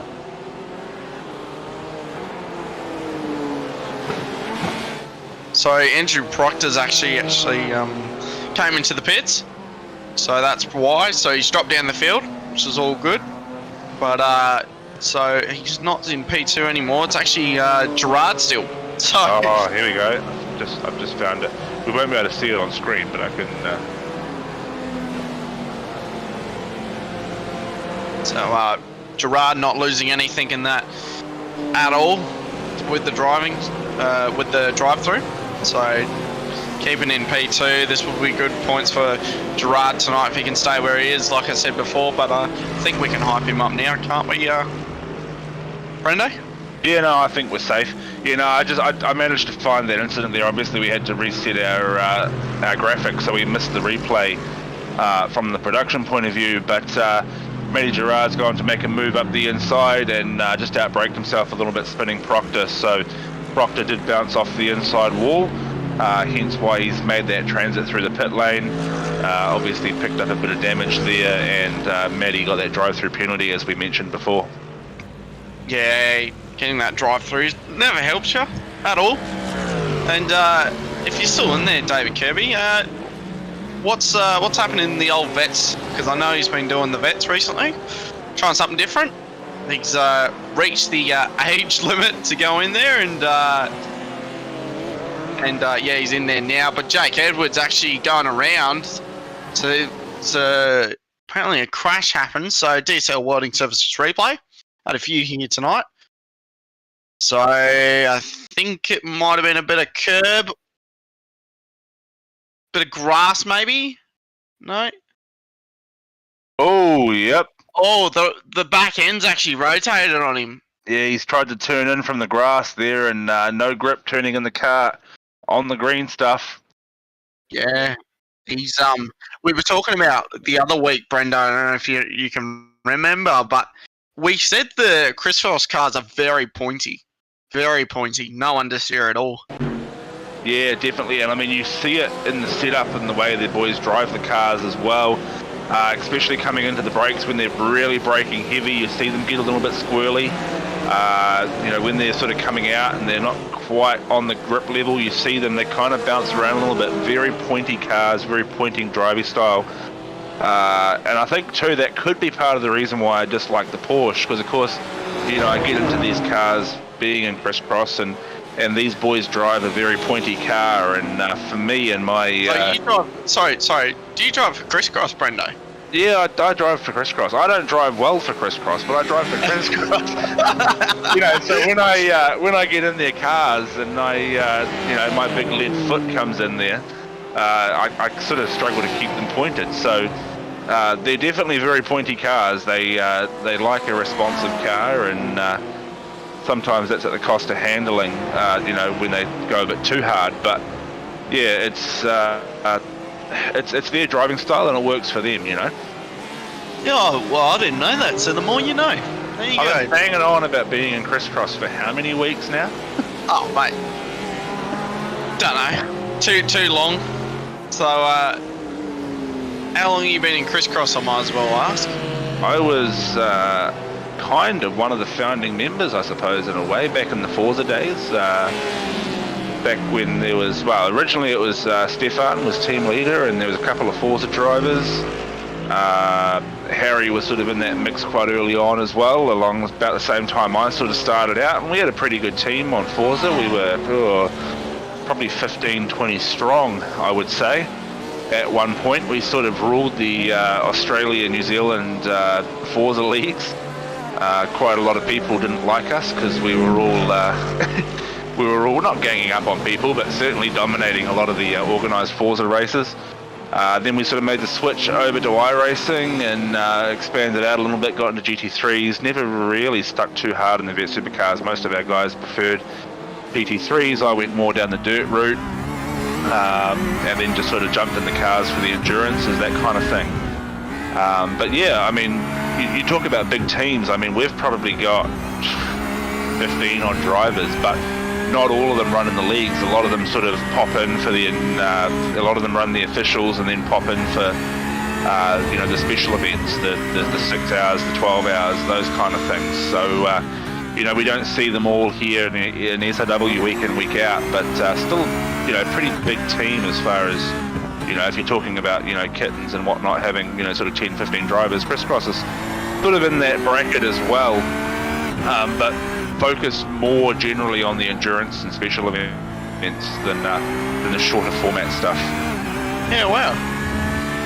Yeah, it's quite interesting to hear from other different teams, because I've kind of talked to so many teams at this point, and the one thing I hear, that a lot of teams, you know, there's some drivers that just like doing the big endurances, you know, and keep at that, you know, and they'll practice for 3 weeks plus, you know, just to get their lap times bang on. But there's a lot of teams that just like going league racing and short races and talking about leagues and teams and all the stuff. Kyle Ridley is trying to get around one of the SLM cars, Andrew Proctor, and Hughes right on the back of him. Yeah, this battle's starting to heat up a little bit now. Obviously, Adam sort of lost a bit of time earlier on, catching up there to Proctor, lap traffic, but Adam now right on the back of Kyle, And we talk about drivers and their focuses. Adam's always sort of been quite well focused on the Porsche. Definitely a fanboy of the Porsche. Factory driver. Yeah, just about a factory driver. So when the team boss tells them we're doing the Daytona and the BMW or anything else, you want to see the group chats. It's not a very popular opinion when another car is deemed to be the best for the team. And Jake's a bit the same as well, actually. I think he's got one of those Porsche beds that his dad made him back when he was 3, and he's just never quite growing out of it. But that Jake and I can just see the group chat now. I'm gonna get some later. But the boys certainly love their Porsches, that's for sure. And you see them in it all the time, and that's why like as far as league racing is concerned for Crisscross, you see them here in the mini Enduros. They drive the Porsches. You see them in the 992 Cup. You don't really see them in anything else. Obviously, Adam's had some success in F3s, as is Stefan. But yeah, for the most part, we focus on the iRacing specials. We've got quite a few drivers in our team that work shift work. We've got a couple based in America, including our painter. Shout out to Sports. Not that he'll be watching, but I'll tell him to watch because I gave him a shout out. He does all our paints and all our designs. He actually works for the US Army, or did work for the US Army. He races dirt in real life as well over there in the US, which is pretty cool. And sorry, overachiever. Oh, just a little bit, eh? But it's good. And when it comes to the special events, it's good to have a combination of 9-to-5ers, shift workers, some internationals. Because when you're doing like a 24-hour Daytona or something like that, like obviously we're in different time zones. There's that kind of convenience, but trying to fill driver slots for 24 hours, and some poor bugger has to get up at 3 o'clock in the morning and do a stint. It's so nice. It's so nice to just be able to throw it off to the Americans, Definitely. So as a team, that's really cool. We have guys that work shift work for Coles over in Aussie and various other sort of night shift type of company sort of roles. And again, they can't race in SAW because of work commitments, but when we have special events, they're the first ones that say like, hey, I can do these hilly hours where you guys can all go to sleep. So from a team point of view, it's really cool to have that diversity. It's a little bit different to something like the Kittens or Fishy that race in these leagues week in, week out. But hey, it's still team racing, and it's that whole camaraderie, the brotherhood. If ever you're having a bad day and you need to watch some memes or videos or anything, the boys have got a whole back catalogue that they'll spam the chat with and make you smile and help you out when you're feeling down. And that's what it's all about, just not only as a team but the community as a whole, and that's really cool too. Yeah, and that's it. It's a team's almost, they're all there for you, and support you as much as they can. And you definitely feel that when you're in one of those bigger teams, you've always got that one person you can go talk to or whatever. And especially being in a, your bigger team, you definitely feel that, and you feel like you're loved in a way. So before I start getting messages by my boys, we better get off the subject before I start getting bullied. So you get those teammates that you just love and adore, and you wouldn't leave them. But definitely. But there's always a lot of banter in a team, and I'm sure you get that too, Brendan. Oh yeah, for sure, and that's what makes you keep coming back too, as well as it's that kind of friendship. And I sort of think of one particular instance where I purchased this thing online and went and travelled to get it. It was like a 5-hour drive, different city to go and grab it. And I text one of the guys in our team who I'd never met in person, but talk to him every night just about. And I says, hey mate, I'm coming up. I bought this thing. Any chance I can crash on your couch? Well, I went up there, finished work, got up there about 9:30. We went out, had some drinks, got some dinner, and spent the whole day just chatting with him and met his partner, and it was really cool. We just first time I met him, and we were basically best mates, because we were. But obviously, it's kind of like meeting your blind date on Tinder a little bit. You know, getting this bloke for the first time, and hey, here's my partner, and this is my house, and all the rest of it. But hey, it was so cool, and like, you know, I've actually caught up with him again since, and he's come down my way as well, and it's been cool. You know, you definitely meet people, and I've been giving Toddy a bit of a hard time. I'm planning on coming to Auckland shortly, so he'll be getting a visitor soon as well. Yeah, it's you know, I've met my teammate, and it was kind of funny. I was like, "Oh, where are you from, bro?" He's like, "Oh, I'm in WA." And I'm like, "Oh, me too. Whereabouts are you?" And he tells me where he is, and I'm like, "Crap, you're only 20 minutes down the road." Like, it's just crazy. It's crazy to think about that. And you know, and we did a racecraft simulations event together, and yeah, we got P2 as well, and you know, spending 6 hours with your teammate. You know, in real life, it was trippy, really trippy. As we keep talking, Tyler Lane just makes a move around Greg Johnson. Oh, he's still there. Greg Johnson's trying to get it back. Oh, he's not making it easy. What's tight? Delaney just runs it up the inside. The big nutters on Delaney comes up to the hill. Let's see if Greg can make a move. And Husey isn't on the back of Ridley, just making it hard for him, not making him fuel saving at all. Meanwhile, Hughes has just been fuel saving the whole time. And we're 15 minutes, almost 50 minutes in, and it's slowly counting down, Brendo. Yeah, definitely. The time sort of seems to disappear really fast. That first sort of 15, 20 minutes always seems to take the longest. Yeah. And then all of a sudden it's like, heck, there's only 10 minutes left in this race. Obviously a bit longer here at the moment. We've still got another 40 minutes to go. We'll probably expect to see the pit stops coming up in the next sort of 5-10 minutes as well, as we sort of approach, well, we're past halfway now, that's for sure, but they'll be coming sooner rather than later, I would think.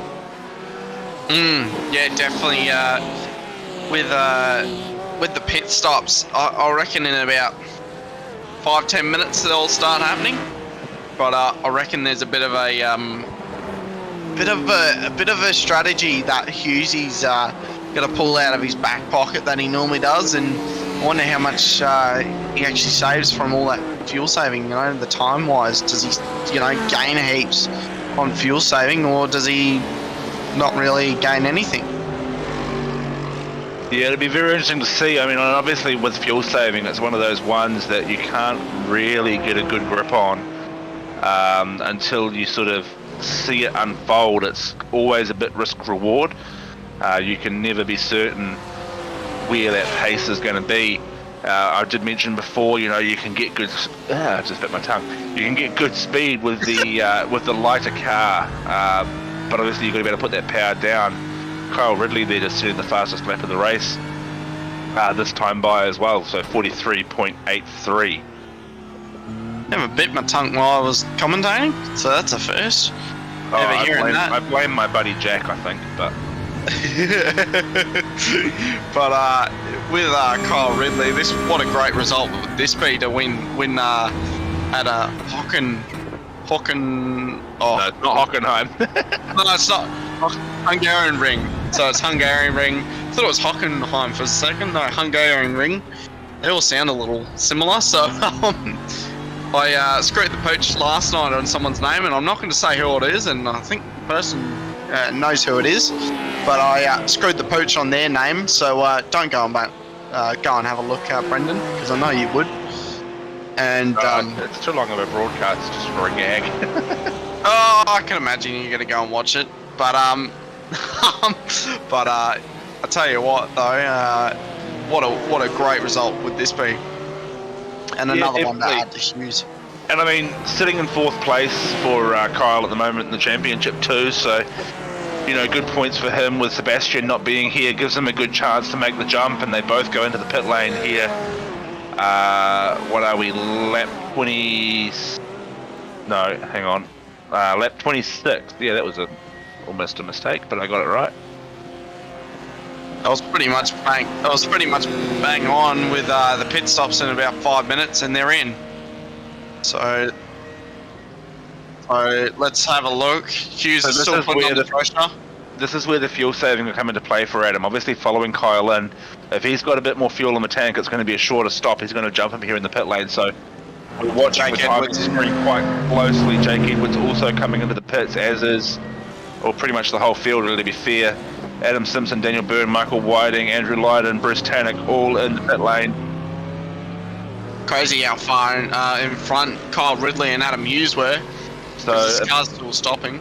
about 35 seconds. So Hughesy's out first. He's done a 28.0. Kyle Ridley's taken 2 seconds more of fuel at 30 seconds. So yeah, that fuel saving game for Adam definitely played the advantage, and he's really driven out of the pit lane. And he's already extended that gap out to just under 1.5 seconds. Jake Edwards in P3 as well. Not doing too bad at all. Bit further back though, but hey, P3's P3. And Hughesy just running away with this in P1, just absolutely running it. So he's going to run this thing dry and use as much fuel as he can. Yeah, eyes forward, ears pinned back, I think, and Adam basically now has 40 minutes left just to set the pace really and go hard. Some of the sponsors there of Crisscross, Game Changer, local company here in New Plymouth, where I'm from, made all our team t-shirts and hoodies. Smoke Design is oh sorry, that's not right. Smoke Studios is a local music producer out of Brisbane. AE Boards is I can't believe you're doing this. I'm making a hash of it too, that's the worst part. we'll move on before I get it even worse. Oh mate, you had your chance. You had your chance. Tony put the Look, Tony put the shot up and I just had to take advantage of it, and then I made an absolute hash of it. So we'll just move on and forget it ever happened, eh? Yeah, hopefully your teammates are not watching. Any Crisscross boys out here, please tell me you're watching, because I'd love to see the chat right now blow up. So I mean, I could just say those are just the secondary sponsors, you know. As long as we get the main sponsors right, that will keep them happy. But Hughes. Yeah, we'll get Hughesy to win, and then he can do it properly, because he'll have the script written out in front of him, because he reads it out. He reads it out more than I do. I don't win many races. No. I'm glad you feel sorry for me. Yeah, I know. I know what you feel like sometimes. See, sometimes. So sometimes, yeah. Nah, never in my case. Yeah, no, Kyle Ridley now starting to close that gap up again. He's pulled in that second and a half really quickly. Go back on down to about half a second there at in the braking zone, 7/10 down the straight. But yeah, that gap back to Jake really opened up at the pit stop. Over 12 seconds back now to Jake Edwards in third. Definitely. But I tell you what, Jake's doing pretty well. You know, like he's just sitting there in P3 cruising along. But I guess who's not cruising along is Mark Whiting and Adam Simpson, really going at it. You know, only 7.65 tenths now. They're actually teammates as well, so I wonder if there's team orders. I wonder if there's team orders at all, and I bet you there's absolutely none. I think at the moment, they'll work together a little bit to catch up, and they'll see how this race unfolds. I think Michael's the kind of driver that'll, if Adam's having a good race, he'll let him take it. As far as the championship's concerned, wherever Michael finishes at the moment isn't going to hurt him too badly. As long as he's up in the higher end of the points, certainly going to make things interesting coming into Bathurst. But if Michael's got the pace, don't just expect him to sit there and ride out behind Adam. He'll certainly be going to score. Yeah, that's it. It's all about the team game, though, at the same time, isn't it? You know, your teammate might go, "Oh, you take it, mate. It doesn't really matter for me." Yeah, definitely. You get that kind of chivalry as well. It's not always just about the guy wanting it. Sometimes the teammate gives it to you as well. But at the moment, it seems like Michael Whiting's quite happy just sitting in behind Adam Simpson, making good pace, closing in that gap to Jake Edwards. It's currently just under, was just over 5 seconds. It's now dropped just under 5 seconds. So they are making ground on the Whitey's Pies entry.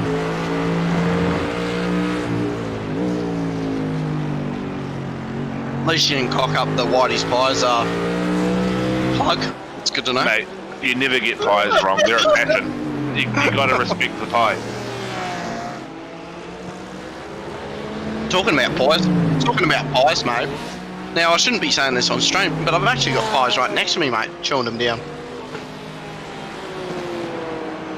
They're not good for you, eh? They taste good, but too many of them, you end up like me. Mate. There's another thing that tastes good and, you know, not good for you, but, you know, we still have it. We'll have to spin the cancer wheel, because, you know,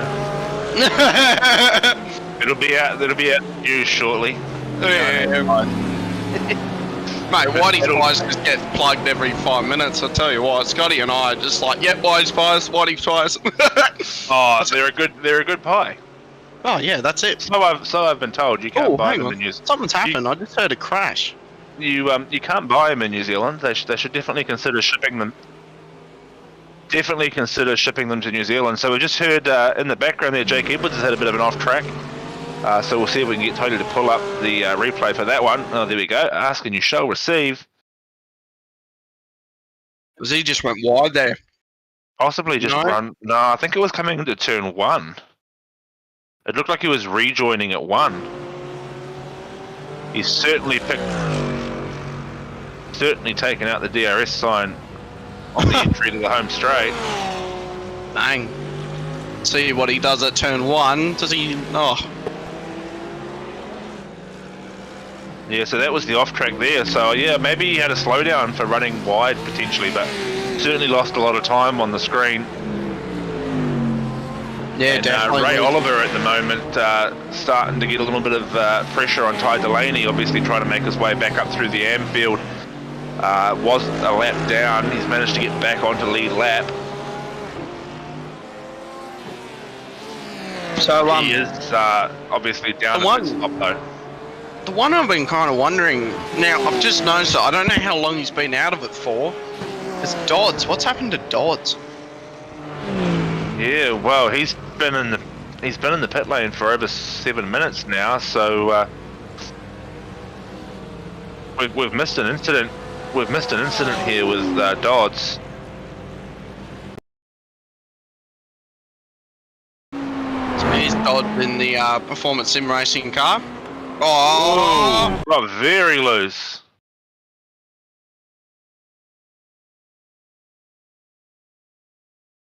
Here's Dodds. Oh no. Oh, yeah, bang. So he's hit that pretty square. And Yeah, apparently there's a follow-up incident as well. So probably damage-wise didn't do too badly out of that one. Certainly hit the wall at a decent amount of force. Not a huge amount of pace, but that looks like a certainly lot of pace. Might have just been the slow-mo that tricked me a little bit there. Yeah, must But he have. certainly had a good bounce. Yeah, definitely a very good bounce. So he's just rejoining the circuit. But yeah, the rejoin looks fine. Dodds has always been very safe about his re-entries. Good to see. That little bit of sand on the exit of the chicane really annoys me too. Just on a completely unrelated subject, that little bit of dirt that's always there, I don't think it affects the cars, but visually it annoys me.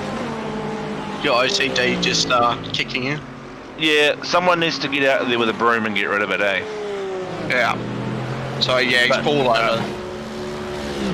Yeah, Harry's night done there, I think. So Hugh's still on the attack from Ridley. Ridley, I don't think he would want to give up a win, that's for sure. No, especially not to Adam as well. Certainly going to be a bit of bragging rights there for Kyle if he can get ahead of him and win this race. Yeah, well that's it. We've seen his teammate Ray Oliver really being just up there in the SR8. So for Kyle's point of view, this would be a big one to go, hey Ray, I beat Adam Hughes, the factory Porsche driver. So coming over the crest now, you can't see anything coming over the top there. They do well just to know where to put the car. Hughes has made a little bit of a mistake there. He's went wide just to get the run, Matty Gerard getting over the radio actually as well. I don't know if you heard that. Oh, I missed that one. Nah, he was just thanking a driver, just thanking for lap traffic. Nothing, nothing exciting. Typical Matty Gerard, too nice. Too polite, yep. Typical Kiwis, too nice. So we're a lovely bunch. oh, they're definitely the Canadians of the other side of the world, as Toddy just says in the background. Oh, I wouldn't go that far, eh? A.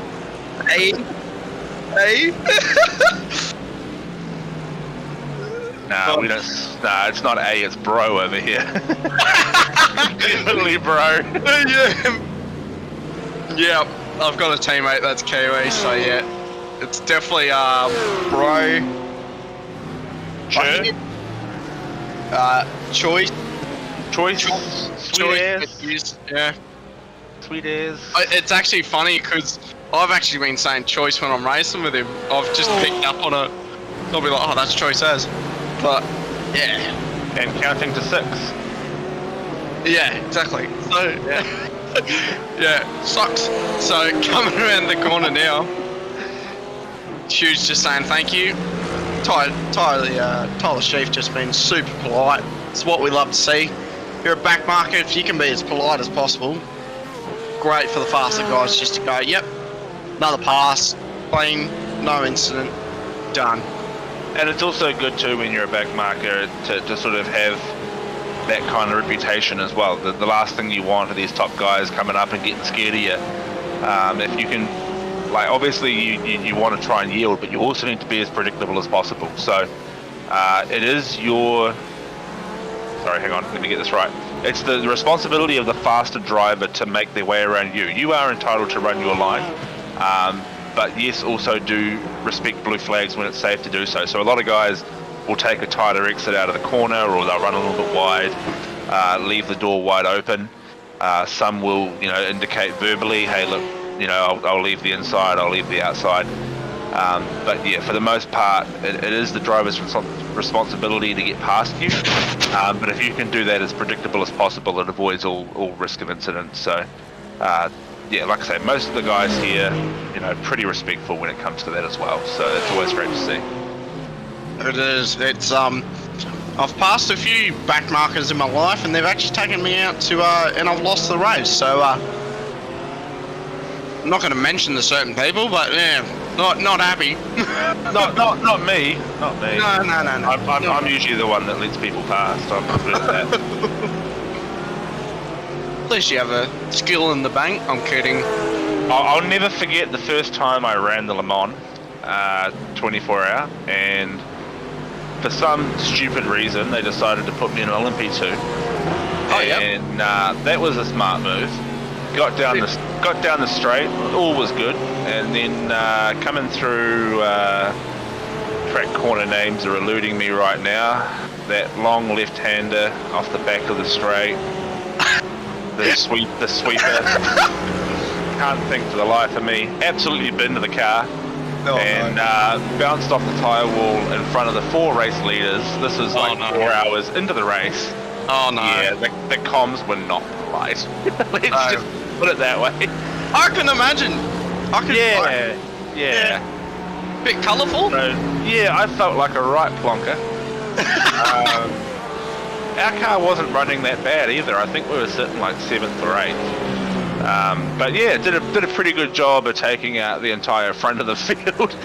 Hey, at least you did a good job at that. If you made a bad job of that would have been terrible.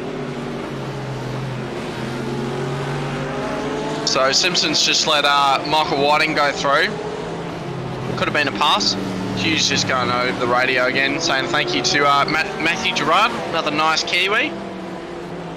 So Matty Gerard sitting in P3 in the AM split.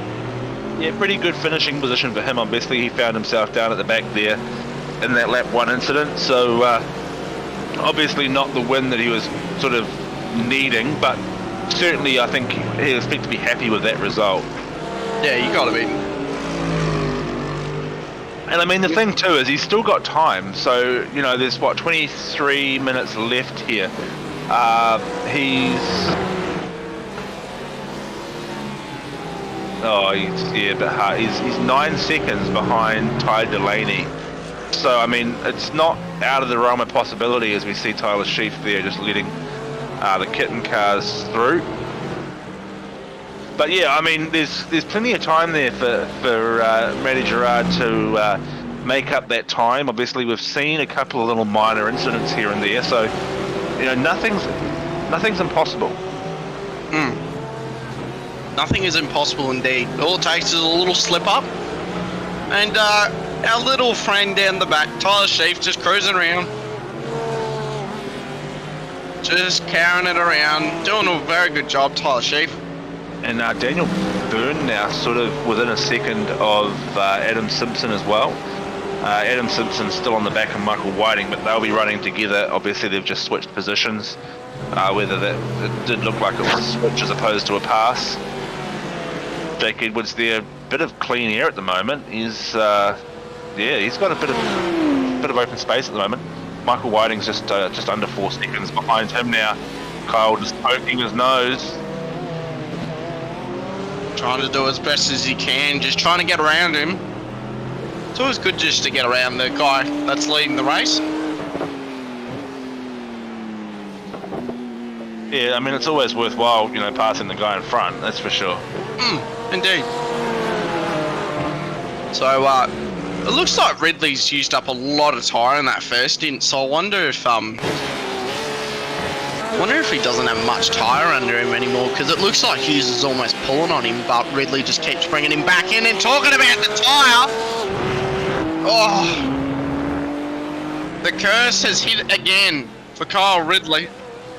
It's hit Kyle Ridley, not again for Kyle Ridley. The curse just hits whoever we talk about, and bang.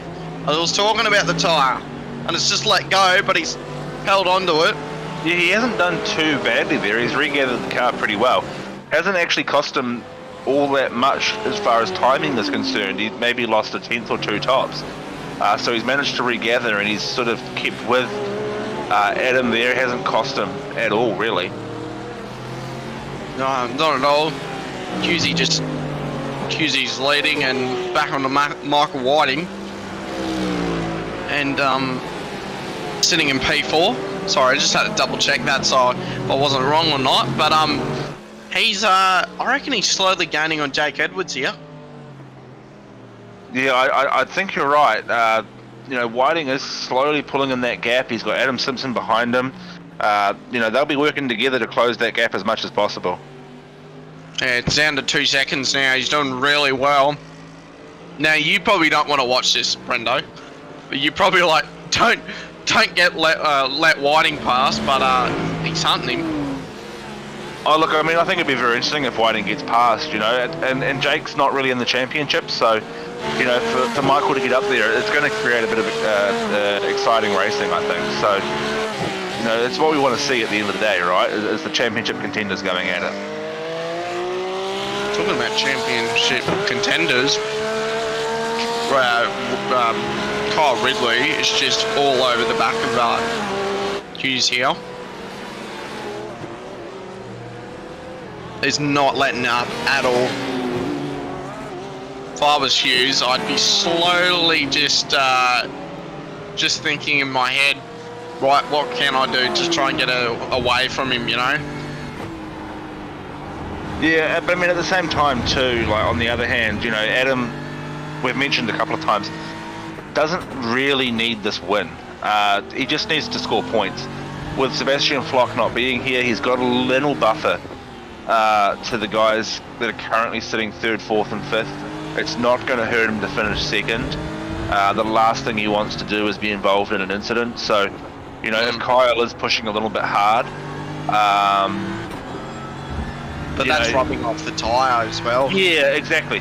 But if Adam's starting to get a bit nervous of Kyle potentially making contact, albeit not deliberate, obviously, it's not going to hurt Adam just to let Kyle have it.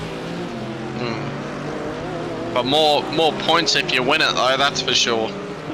Oh, yeah, for certain. And Obviously, if Adam takes the win here, going into Bathurst, takes the pressure off. We all know that Bathurst is definitely a fan favourite for many drivers, but it is just so unpredictable. 100% chance of safety car, always. And anything can happen. All it takes is a little slip up here or there, a little bit of understeer through the S's across the top, and you're in the wall as Adam gets a little bit wide there, and Kyle sort of Tyler Sheaf in the tries pit. to make a move. Tyler Sheaf coming into the pit lane, so this could be a splash and dash to the finish, potentially running a slightly alternate strategy Tyler was before. Have you heard that Bathurst is my favourite track, Brendo? Well, given that you're Australian, it wouldn't be hard to work that one out, mate. But there's 3 tracks to choose from. There's Bathurst, Sandown, or Phillip Island. So, most Australians, if it's not Bathurst, it's Sandown, and then very, very few like Phillip Island as their favourite. So, yeah, great. I don't have any teammates that actually like Phillip Island. I like it. I mean, it's kind of like asking a New Zealander who their favourite rugby team is. Of course. Look at this. Obviously, it'd be the Australian rugby, I mean, you're not wrong. The Australian team is probably up their the favourite. inside. Ridley, while we're talking out, smacking our gums, Ridley's just put it up the inside. Now 2 wide. Staying with him on the outside. He's going to have the inside line to the next left-hander. Who's going to outbrake who here coming through? Oh, Ridley's went deep, trying to use all that ABS in the car. He's going to have the run. Hughes is on the outside. Does he get it? Hughes just went wide. Ridley's got the run. Look at this. Hughes is going to tuck back in. No, he's still there. He's got the nose up. Dive.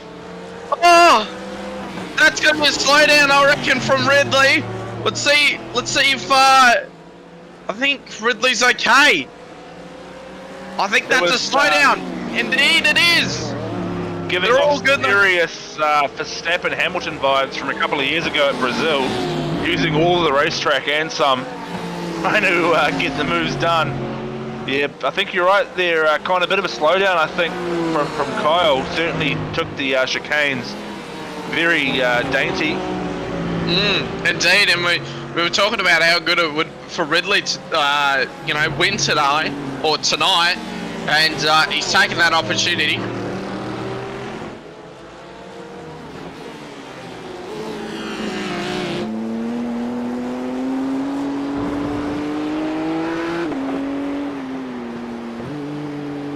Yeah, well, we did hear a call to race control. It got dismissed pretty quickly. So for all the viewers that didn't hear the radio, because obviously we are special and we can hear that, race control and Adam Hughes had a bit of a chat. So Hughesy's just asked if Kyle Ridley pushed him off the track, but there was no contact, as we saw in the ladies and gentlemen at home. Nothing did happen, so play on, as race control has said. So Ridley's pulled out the gap a little bit. So not long to go at all. Absolutely nothing. Yeah, it's always good when race control lets them race. Common sense does prevail sometimes, and obviously there's no point in getting a bit too serious over what was pretty good racing for the most part. As we jump back up to the Fishy Boys now, Michael Whiting sitting in 3rd place. Jake Edwards has ended up in the pit lane there, so not quite sure what's brought that on, whether a bit of a miscalculation in strategy or Jake just deciding to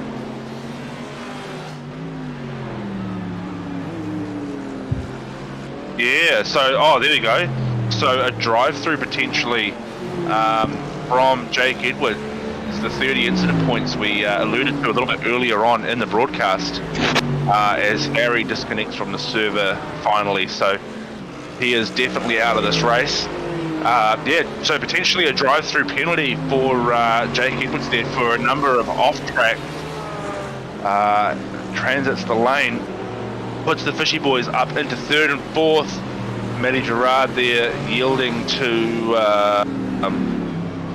Ray Oliver in the background as well. Well, of it, just saying thank you.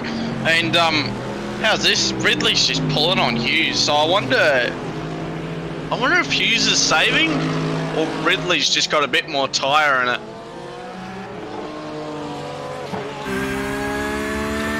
So we're right on board with Hughes. We'll listen in and see what we're thinking. Very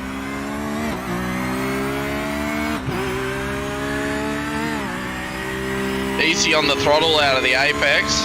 On the apex, sorry. It's still saving fuel. You know, he's certainly driving the car. I think he took less fuel. He did his fuel saving early. He did take less fuel on the pit stop. Obviously got the jump. He'll have fuel to burn. I don't think he will have left himself short at the risk of not pushing hard at the end. He would have been expecting a fight all the way through. And I genuinely don't believe for a second that Adams left himself short on fuel. So expect to see him continue to push. Yeah, and that's what the plan is every time you jump into these things, is push as hard as you can. Try and get the best result you can, but be smart about it. And one thing I think he will need to manage is probably that gap between himself and Michael Whiting, currently sitting just over 15 seconds.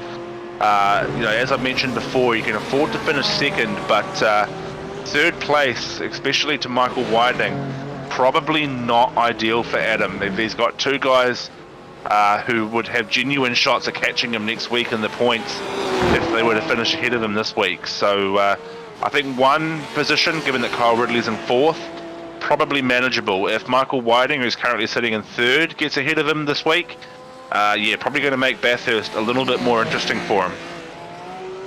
Yeah, that's for sure. And the other thing too, I was just riding on board with Bruce Tanak. He's sitting down the field. Sorry, just listen to Gerard in the background. Tell you what, Ridley's just pulling massively, and I was talking about Bruce. He's just cruising along the P6. The other thing too, we forgot to mention too, Brendo, was I'm surprised Dodds just didn't keep driving around. Well, I mean, it's a bit of an advantage of having less cars in the server, I guess. Basically, the rules state that you only need to take the green flag in order to score points. So if Harry felt like he wasn't going to improve on his last place position, there was really no benefit getting back out on track other than spinning practice laps. But again, we've already mentioned that Hungaroring isn't commonly used. It's not like we see it an awful lot in the officials in GT3. It tends to be more of a GT3 sort of open wheel track. So yeah, obviously deciding to park it up early, get an early night's rest, maybe easier than watching in the broadcast, So I mean, you can understand why he's made that decision. Yeah, that's for sure. And we probably could have dragged Dodds up and had a bit of a chat to him. Is he still here? I wonder if he is actually. Nah, he's gone. No, unfortunately we can't have a chat. What if we can grab... There's actually not many drivers in the chats tonight. I know the Crisscross boys are hiding in their own server, so we can't pull them in from there into the SRW Discord. What? Okay, so I'm just... Tyler Sheaf getting involved with something. Adam Hughes was the respondent there, so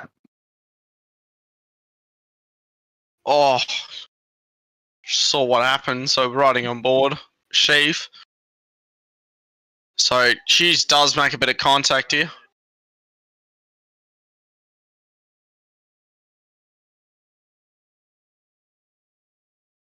Yeah, so Sheaf there just checks up mid-corner, obviously right in the curb, the car got a bit unsettled, and there was contact there from Adam, but as Tyler said over the comms, puts his hand up, says, hey look, that one was on me, and they move on. It has cost Adam a little bit of time, that gap now to Kyle Ridley nearing towards 4 seconds.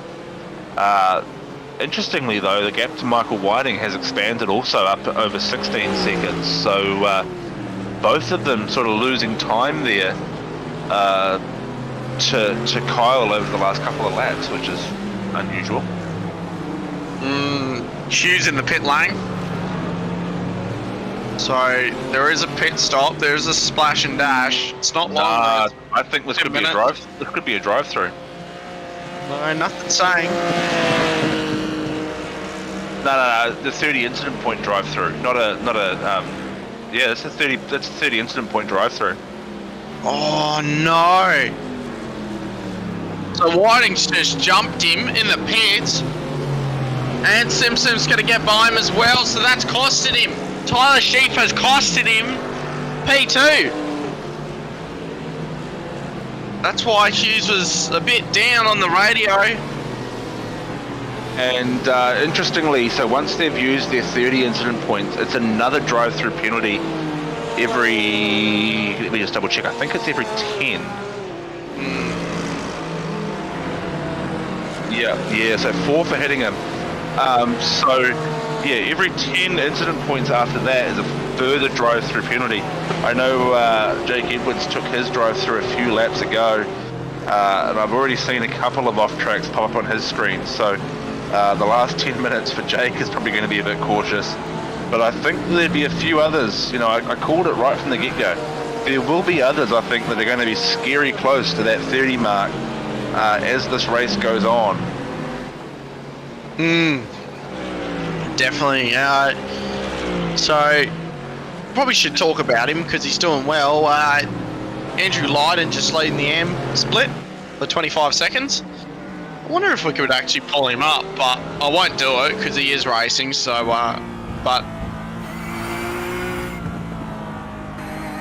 so just pulling himself along, Andrew Lydon. Yeah, 1.4 seconds back to Ty Delaney.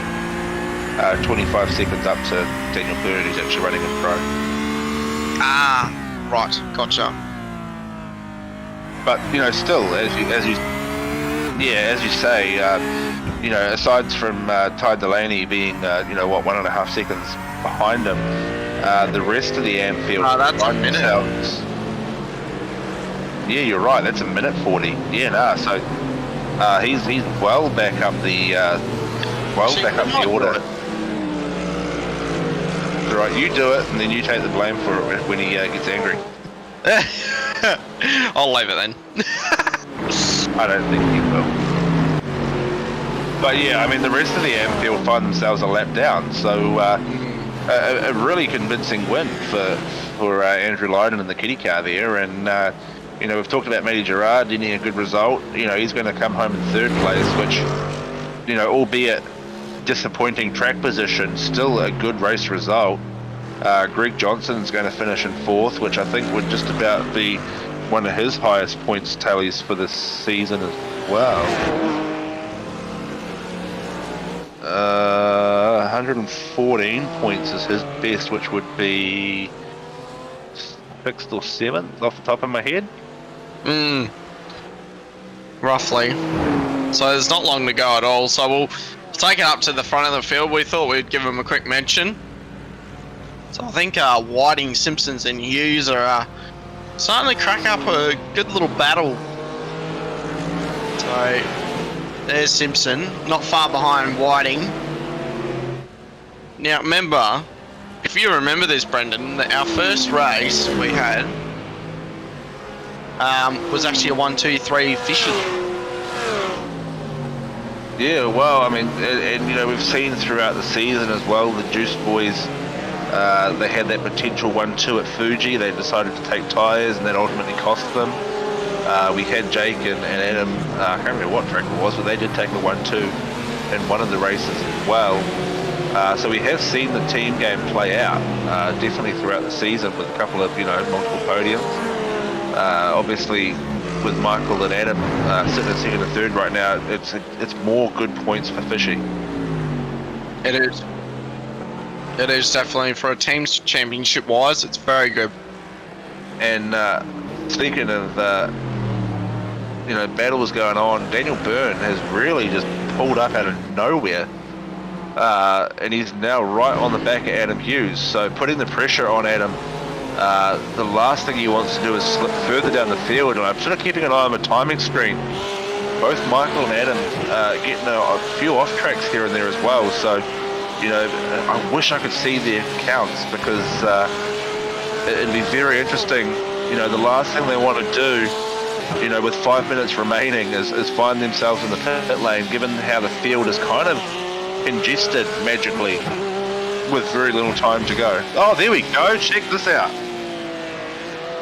So Kyle Ridley on 25, Michael Whiting's on 31, so that's going to be a drive-through for Michael Whiting, I would think. As is Adam Simpson, so they've both had 30. Adam Hughes only had 18, how does that work? Oh, that's off. Nah, it'd count them. That must only be off tracks, it's not including incident points. Has to be. Because you can get 0x off tracks, can't you? Yeah, indeed. So that stat may not be entirely accurate, because there will be 0x off tracks, but it's not including incidents. Because that's what will have set Adam Hughes over the edge, because there was definitely contact on lap 1, and there was contact with Tyler Sheep, so yeah, interesting. I mean, if the fishy cars do have a black flag, of course they do have 2 laps to serve it, so hypothetically, if they did have one, they could be trying to push that time out, but that's not saying they've got one, it's just saying if they did have one, they don't need to use it straight away. The one little shock thing I'm looking at is Andrew Lydon and Daniel Burns actually not in the same chat, same Discord. Actually, they were. So I'm not quite sure what. You know, obviously, maybe he's just decided to drop out of Discord, but definitely at the start of the race, the Kitten Boys were all in there. Oh, Daniel Burns having a bit of a slide.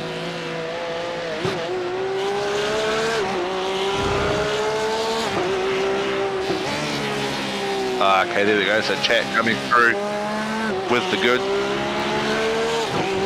So 20 incident points for Michael, 28 for Adam. So I did see another couple flash up that lap, so that figure could be slightly outdated as well now from the little delay that chat has to us being live. So you know, potentially on the cards there, if for Adam Simpson at 28, he's not too far away from getting that 30x, which would bring Adam back into 3rd place. Adam Hughes, that is. Well, it definitely would, and thanks to Michael Angus, one of the fishy drivers. By far, in my opinion, has the coolest livery. It's all blacked out with a bit of green through it. Looks awesome. So, but yeah, Michael giving us that information. By the way, that's my opinion, so don't kill me, anyone in fishy. Yeah, he'll be fired from the team for sharing the team secrets tomorrow morning. Yeah, I know. Bye. Alright. Never do that again. It's interesting though, drivers don't like giving away too many secrets. No, they don't. While they're racing, I tried to get a few out of you during the 1000. I was able to put 2 and 2 together, even though you gave me nothing, but I certainly was able to read between the lines and work out your fuel strategy, and obviously we got that pretty bang on, because it certainly paid off for you in the end. No, you're about a lap or 2 late. Oh, you know, I may have been out by a lap or 2, but you were certainly running the alternate fuel strategy, and that late safety car really saved you. Do you want me to actually tell you? Oh, that safety car saved your hiney, though, let's be fair. No, I didn't. That was the worst thing that ever happened. Hey, it gave you a free pit stop for tyres, mate. What are you complaining about? Yeah, true. Anyway, we'll jump back up to Adam Hughes, because Daniel Byrne now, 1/10. He's going to make a move down into turn 1. He's right on the slipstream. Adam defends. Oh! Very late defensive move. Just getting away with that one. Will hold on to the position. That was borderline from Hughes. Really left that defensive maneuver to the last second. Of course, they are entitled to make a single defensive move. And I don't know. Can we get a camera shot of the... No, I'm having a look. It's all good. Oh yeah.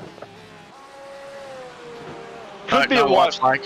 No white flag. I was going to say, just given given the move that Daniel was trying to make, one of That's what I was thinking. Inspiration could have been the white flag. We've got what 40 seconds left, so it will be white flag next time by. That's for sure. Where are we? Kyle Ridley currently coming into the last sector now. So yeah, we will get a white flag this time by, but the only real battle on track right now is this one that we're featuring here. Adam Hughes and Daniel Byrne. Obviously the incident points of Adam Simpson are somewhat of a question as well. 28 official last we saw with a couple of laps to go. Michael Whiting's definitely racked up a couple more on screen than what I've seen. I'll tell you what, from Daniel's point of view, turn 1 is the good opportunity to put it up the inside, because we saw in the last run he got an absolute mega run. So let's see what his run's like here. So he's done a way better exit than Hughes, 10 times better than Hughes. So let's see if he dives it up the inside. White flag waves. So let's see, does Daniel make the move? He's a bit further back. Hughes has went defensive. Daniel could put it way further over, but he hasn't. See if crisscross.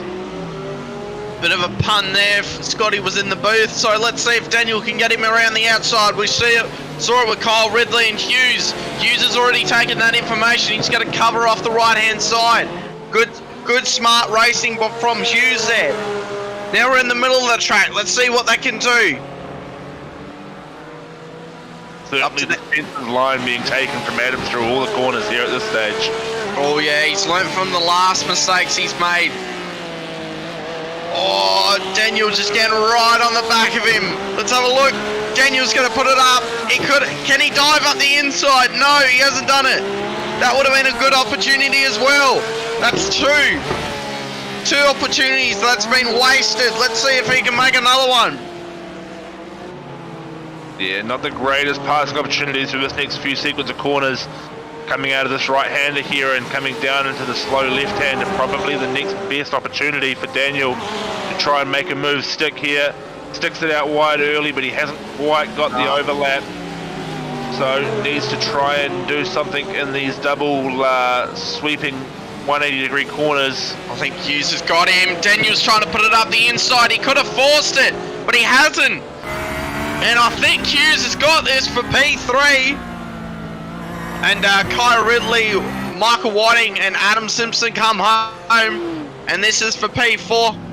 Adam Hughes comes all across the line with P4 in the back. Daniel Byrne coming home in P5, sorry. Andrew Lydon, P1 for Am. And he's going to come across the line as our race winner for Am. What a great drive. A minute and 20 seconds in front of P2. Here comes Andrew Lydon.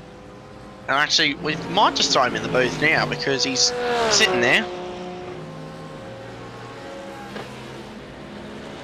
Andrew Lydon, mate, what a race. How do you feel about that? Yeah, pretty happy with that one. You had a clean race all night, mate. We didn't really check on you because you just had such a smooth race, mate. Yeah, that was the plan. And we were going to actually throw you in the booth midway, but we were like, hey, no, we'll leave him alone. But, mate, you just had a smooth race and got P1. Not bad. Cheers, mate. Thank you. Brendo, you got any questions for the man? Not really, mate.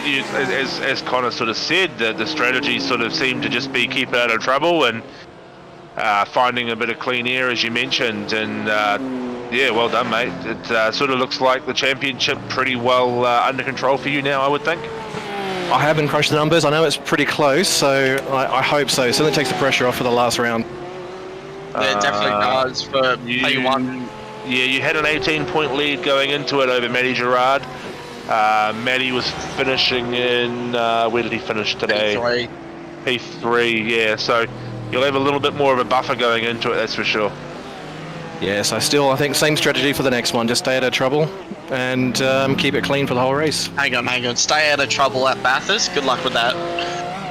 We can always try. Yeah, you can always try, mate. Well, who would you like to thank for your sponsors, your family, mate?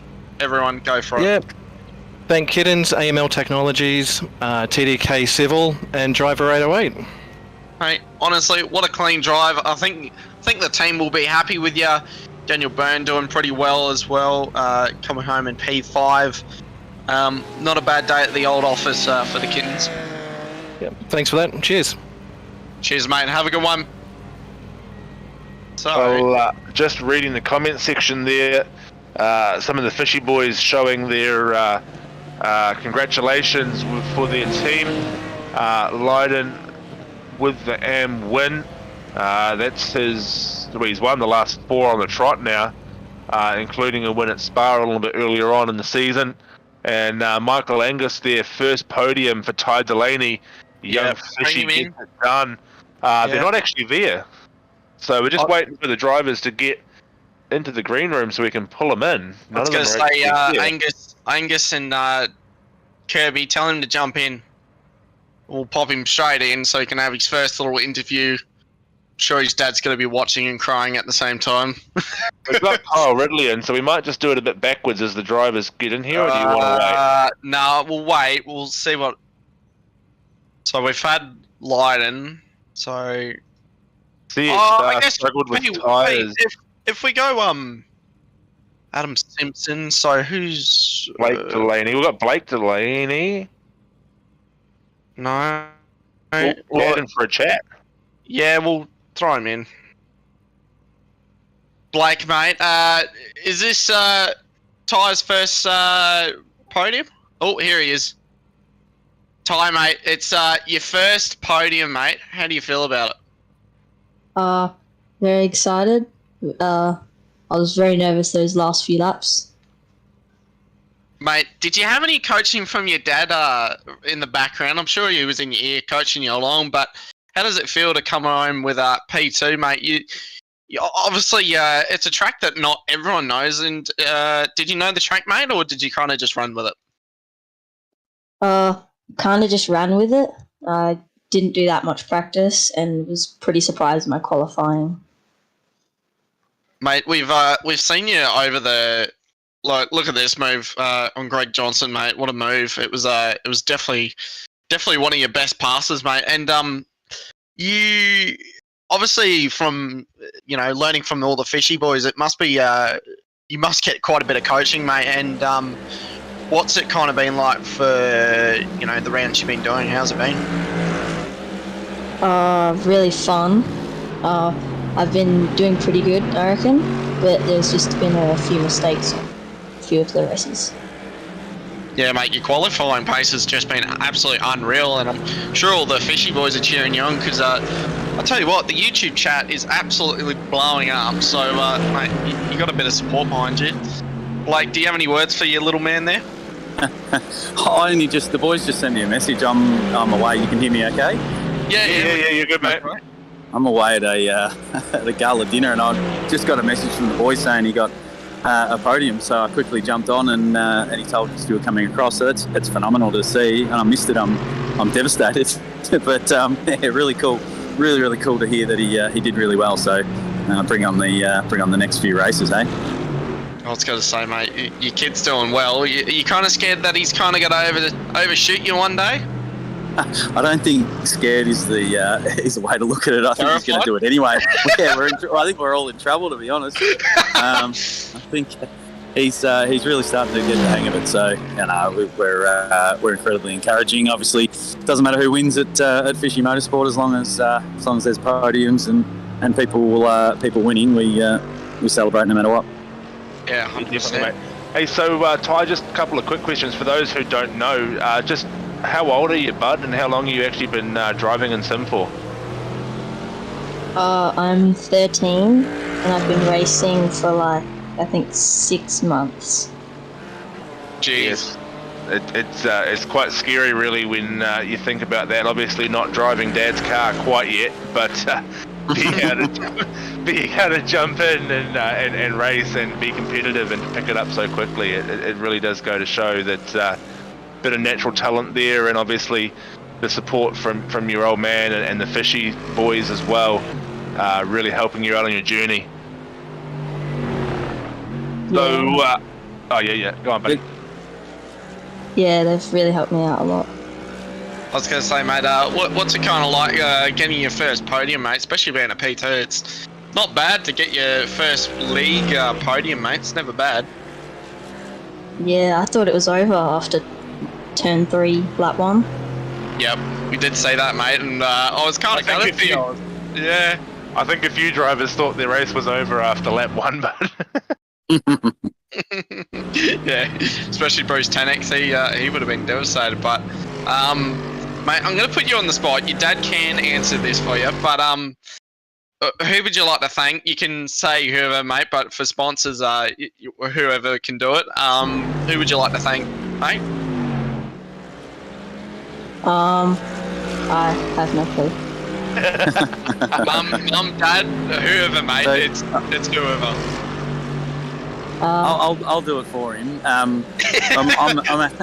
It's surprisingly enough, I'm actually out at a business dinner with Jamie McKnight, who's the owner at West End Motor Group. So he puts on the sponsorship for the car, and he's the guy that we need to thank the most. And there's a hell of a lot of sponsors. I'll leave it up to the boys that come in afterwards. I think Simo and Mr. Whiting ended up with a very, very good finish as well. So I'll leave it up to them. But can I just give a quick shout out before Ty to the Sinkovich brothers and certainly to the SRW team. They've been massive supporters of both myself, the team, and Ty especially. I mean, Dean and Steve have offered a couple of times to get on and have a bit of an interview and what have you, and with the recent changes and developments that have been happening in SRW. He's been right all over it and wanting to have a good conversation with Ty and been massively supportive of Ty as well. So big shout out to those boys. I was going to say, quick question before you... actually, who would you like to thank with parents, Ty? Thank you, Blake.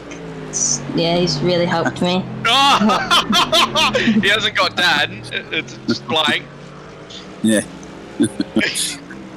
But, in the team, it's a bit hard to in the Discord channel to call me dad. So there's a fair few blokes in there. So it ends up being Blake, which is okay as long as he keeps the respect there. There's not a problem when we're on track, as long as he gets out of the way.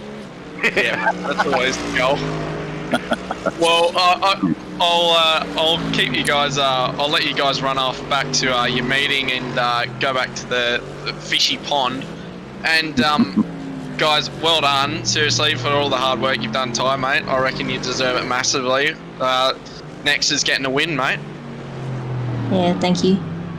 Thanks to all the supporters of Ty out there too. There's a massive community out there on the YouTube channels and also Facebook that have been pumping his tyres up. So really appreciate it.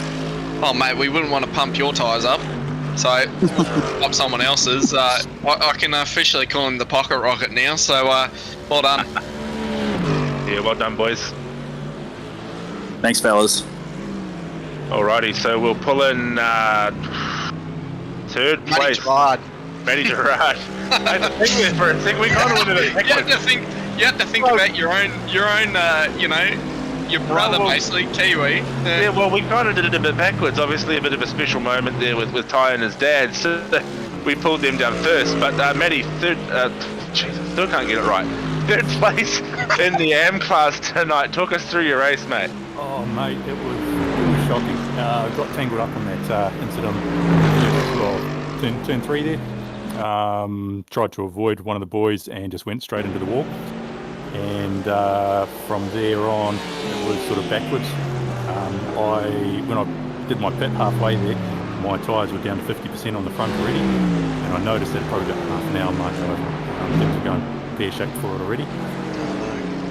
So it was just backwards and backwards. I had enough of a buffer between myself and Greg to keep the podium spot on third, but I was never going to catch Ty with my tyres up front. They were knackered. Once I finished there, my left front was down to 0% and my right front was at 13, so I just had nothing left. I think I was first gear around a few of the corners just to get around them. Jesus. So do you think the track was particularly heavy on tyres, or was it just the way you were driving the car? It was more, to be honest, I think it was more my setup. I got it dialed in, but I think the setup was good for probably 15 laps. or maybe 15 minutes, I should say. And that was it. And after that, it was shocking. maybe I should have taken tyres at the halfway point, and that would have made me through a little bit better, and maybe I would have caught Ty. But to be honest, he was on fire tonight, so good on him. It's great to see him get that podium finally, because really all season he's been doing it right, He's had a few mishaps along the way, but he's got the skill to keep going, and I'm sure next week at Bathurst, I reckon he'll be up there once again. I was going to say, Matt, you should be a commentator, mate. You're just on fire. But I was going to say, mate, you honestly, like, you get in another P3, you're always on the podium, mate.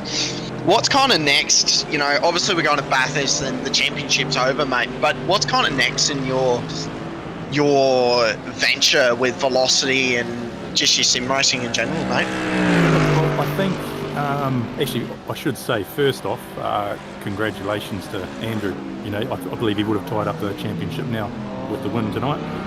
So there'll be no. Yeah, sure, yeah, maybe. He needs to finish next week. Yeah, look, to be honest, he's quicker than all of us in the end, so he's going to take it out. I'm going to hand it to him, basically. Good on him. But, yeah, look, for myself, I think I might try to get a little bit of driver training, try to get myself up into the pros, because I think I've got the skill is there, but I just need to try and figure out how to harness it, you know, and try and get more consistent on the track with my times and where I'm putting the car and things like that. At the moment, I'm a little bit all over, you know, I'll set a few good laps, but then the next 3 laps will be poor, and then there'll be a good one, you know, it's sort of all over the place like that. So if I can get that narrowed down, then, you know, I might do all right again next season with the GT3s and also the TCRs. Yeah, interesting point you raised there, and obviously we sort of touched on it with Ty as well. You know, being 13, he's sort of learning, and as a youngster, you sort of pick these things up a little bit quicker. When you get to sort of that more adult age, those things take a bit longer to sink in. So, yeah, interesting you say there. Bit of driver training, bit of practice, putting in the effort, and making it work. Hey, look, before we get into your sponsors, mate, I've just got one question to ask you, because I kind of want to prove a point to Connor. It's probably going to backfire. It's probably going to backfire in my face here. But what is your favourite track, just out of curiosity? Well, the thing is, Pukekohe's not up there yet, so I can't say that. Oh God, typical. Look, typical. To be honest, I'm going to say no, because I haven't run it too much. In all honesty, I don't really have a favourite. I just get out there and enjoy each track as for what they are. He's just too nice, isn't he? He's too nice. Yeah, he's too nice.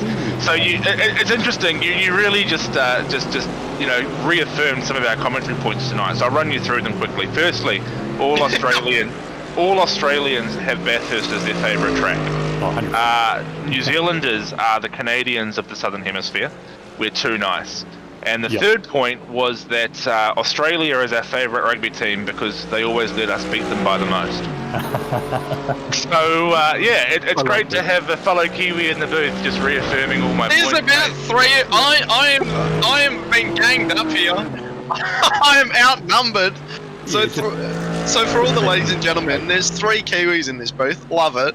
We've got 3 bros in here, so mate, honestly. No, cuzzy bros. Cuzzy bros. 3 cuzzy bros. So, mate, who would you like to thank with all your family, your sponsors, mate? Because I'm sure you've got a huge family. Who would you like with your thank for your family, mate? Sponsors, everything. The missus is sound asleep, so I'll shout out to her again. Don't shout out. Don't shout her out when she's sleeping, mate. That's bad. Go in the video clip tomorrow. She's looking after the sick baby at the moment. So shout out to her. She allows me to get into the sim racing, even though I should be doing dad duties as well. So thanks to her. Then you got Velocity Sim Labs. Thanks to those boys. Original Digital Design, JS Sim Shots, Here to Race YouTube channel, Speedhouse, and once again all the boys on the Velocity Sim Lab team. Well, mate, I love it every time we interview, mate. I want to see you up in pro next season, and I want you to get a podium in pro, mate. What an absolute adventure it's been, mate. You've got 1 round to go, and mate, let's see what happens. And ladies and gentlemen, P3. See how you're doing it. Yeah. P3. One more thing, boys. Sorry. Thanks to you boys for your commentating and everything you guys are doing behind the scenes, It's appreciated. Thank you, mate. No issues at I all. was gonna say, mate, we'll see you next round, ladies and gentlemen. P3, Matty Gerard, well done, mate. Cheers, boys. Alrighty. We'll pull both the Fishy boys in together because they kind of work together throughout the race. But we'll start with you, Adam, down in 3rd place on the podium. Talk us through your race, mate. Yeah, no, it was a decent race. I cracked the first time, but then towards the end of the race, I got into a little bit of trouble with the off tracks and had to be a little bit cautious. Mate, you had to dodge and weave a couple of cars, and I know Whiting just cruised through, but you just duck dive and missed all of it, and mate, P3's not bad at all. No, I'm pretty happy with that, especially with the field in these days. It's cracking field. Especially, mate, that you've been doing GT3s, and I've always been joking you need a couple more fishies in there, mate, but it looks like you're more fitting to the GT3s than the F3 right now, mate. Yeah, I'd go alright in the F3s, not too bad. I have my favourite tracks and go alright, but then I'd done a fair bit of GT3 driving. Yep. Well, definitely shows, mate. So what's your favourite track, mate? Knoxcliff. That's left field. He gets the same response from us as well. So you want to do the 24-hour Nords? No. We've had a bit of a running joke throughout the whole broadcast that the only track Australians like is Bathurst. So that's a real left. That's a real left field call. And Whiting, if you say Phillip Island, mate, I'm gonna punt you to space next time I'm on track with you. What's your favourite? Catch me first. Oh, whatever, Whiting. Come on, favourite track, Whiting. Come on. Out of the sim, like iRacing tracks. Yes, just iRacing. iRacing. Spa. It's got to be Spa. Oh. Yeah, solid shout. So, yeah, that is a good track. Okay, fair enough. What, even in a supercar? Oh, not in the super. Oh, it's not bad in the supercar, but it's just good in everything. Hey, no. Stop adding the parameters into the Vet Supercars. That wasn't part of the deal. I was going to say, I'll jump across to you, Whiting. Mate, getting P2 tonight, you're hunting down the championship, and, mate, it's a good result after having a bit of an incident at the start, then finding out that there was a huge crash, and you've just went through there basically with your hair blowing in the wind, mate, and, I was going to say, yeah, you might need to add some, but, mate, you got through cleanly. Mate, turn one, I said to Simo, come up the inside, and I'm like, oh, Simo, we're 4 wide, mate. And we got through the corner, and it was the contact on the outside of the corner, and it must have been a bit neck coke, so just turned me around, and I thought, oh, that's that race done, but we'll push on and see what happens, you know, it's a 90-minute race, anything can happen. And got like 5 corners further around the track, and there's cars everywhere. I'm like, oh, it could be on here, safety car, and just... You know, I came out with a new nickname with you now, mate. You should just be called Moses. Moses, just part of the Red Seas, you reckon? Yeah. Yeah. Mate, you got through, and you were just pumping everyone, mate, and your old teammate over here helped you out, and P2, mate. Yeah, actually got a little bit nervous with me behind him. Ended up getting a slowdown, so that's how I got through. I don't think I would have got through otherwise. It's pretty quick. I would have been too, mate. I would have been laying an egg, to be honest. But team boss up your bum. There's no one else you definitely do not want to take out. That is for sure. Yeah, I know that feeling. But hey, quick question. I'll throw it out there. It's a bit off the topic, but having Thomas Freeman on your team now is pretty exciting. Yeah. It's been a little while in the works. Obviously with PRT disbanding and the guys moving on, we've spoken to Tom through Global and a few other races and stuff. Really nice guy, super fast in a supercar, does GT stuff and enduros and bits and pieces. So it's awesome to have him on board. So looking forward to see what we do. We've got the last round of Scops this week. First round with Tom, obviously. So yeah, that's where we're heading next to get over there and do some quali. I was going to say, it's a bright future, especially having his kind of talent on the team now. It's it kind of opens up another door, really, doesn't it? It just expand the team and just have more talent on the team.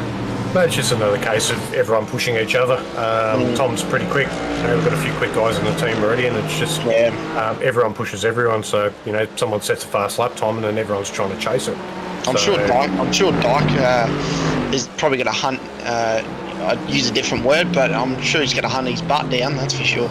Yeah, no, Jamie's very talented in the sim. Yeah. Yes, indeed. Yeah. How he pulls some of those lap times out is. I have no idea. Magician, mate. Yeah. Magician. But he's actually away this week, so he may be starting for rear grid if there's enough spots. Scops, but no, he's all the guys in Fishy Motorsports, mate. I can't thank them enough. Just pushing the team all the time, which is really good. Yeah, it's what you want, mate, and it's how your team gets better, and that's how you have good relationships with them, and that's it, mate. Yeah, so it's more a bit of a family than a team, to be honest. Yep, that's it. That's it, mate. Well, while we're talking about the family, who would you like to thank, mate, from all your sponsors? Delaney's already shouted out a couple, but you can do the rest, mate. Mate, massive shout out to obviously West End Motor Group and Jamie McKnight from West End Motor Group. They're on board with us for 2023 as well.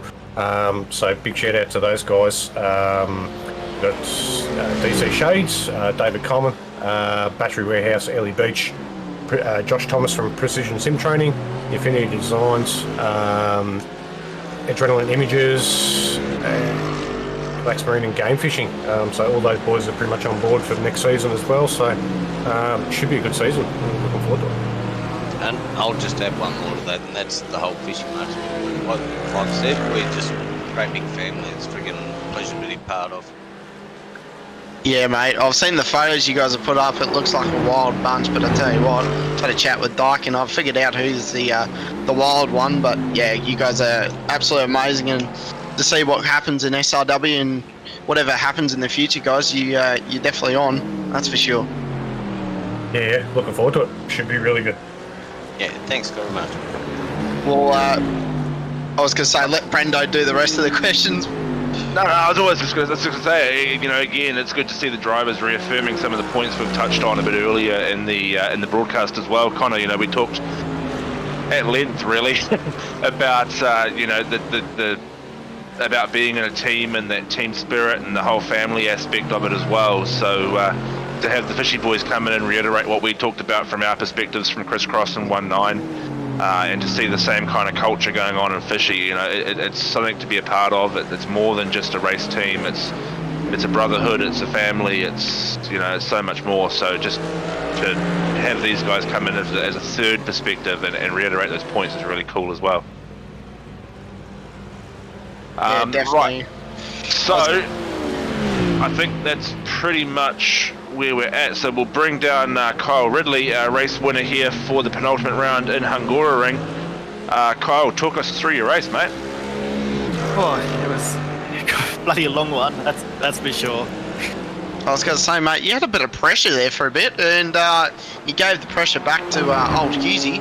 Then you had Whiting, then Simpson up behind you, mate. You didn't have a break, so I feel bad for you in a way, but it was great for the broadcast, mate.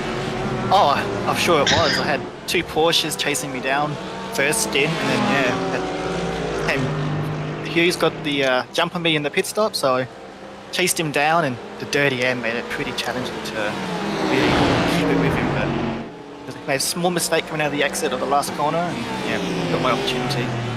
Good battle, and sorry, that was a good battle with him, and towards the end when he had his drive-through, I saw Whiting was chasing me down a second a lap, and I was like, "Oh, this race just please hurry up and end. I've had a long day, and I'm ready to see that checkered flag."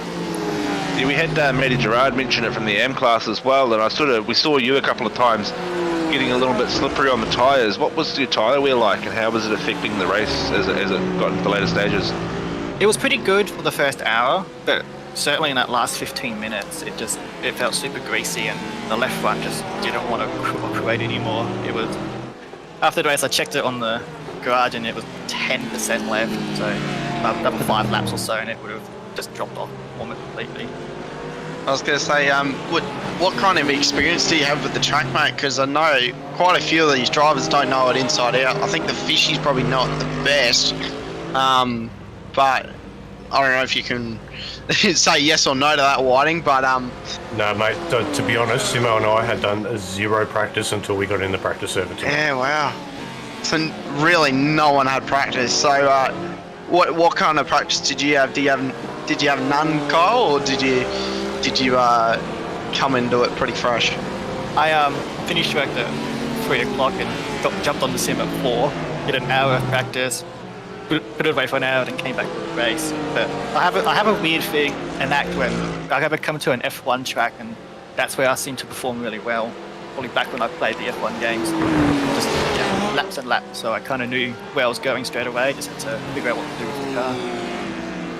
Well, yeah, mate, it's certainly interesting, those F1 tracks. You know, you may not race them, but you sort of know them. You know, I sort of think back to like the old Gran Turismo games and, you know, like the original when Nordschleife first came out. It's the sort of track that you never really practice, but you just know it. It's that weird feeling, that you sort of get as a racing fan. Yeah, it just feels familiar. You know, it worked when Hockenheim came out. I was blistering quick there. Didn't understand why. And Spa, I'm quick, and all the Brazil. It's strange, but it's definitely thanks to running the F1 games way back then. But, I'll take the advantage I can. Yeah, I was going to say, well done on the win, by the way, mate. But that's your first win of this season, if I'm correct? Yeah, it was my first win. It's a bit of redemption from Fuji when I should have took tyres and lost it there. But we had a few of the top guys missing, but, you know, you have to... A win's a win, mate. A win's a win. It. Win's a win, and I'm certainly going to treat it as such. I was going to say... Only a couple. Only a couple, and he made it tough for me. I was going to say, yeah, getting hunted by piranhas is never fun, but I was going to say, just popped out of my head. But you, obviously Ray didn't have a great night tonight, but did he just kind of struggle with the track, or what kind of happened? Yeah, he never got into his rhythm. Gave him my setup, and I don't know if it didn't suit him or he just couldn't get his head around the track, but he soldiered on. I think he got P7 in the end, which is it's something, and something to work on for if this track comes up again.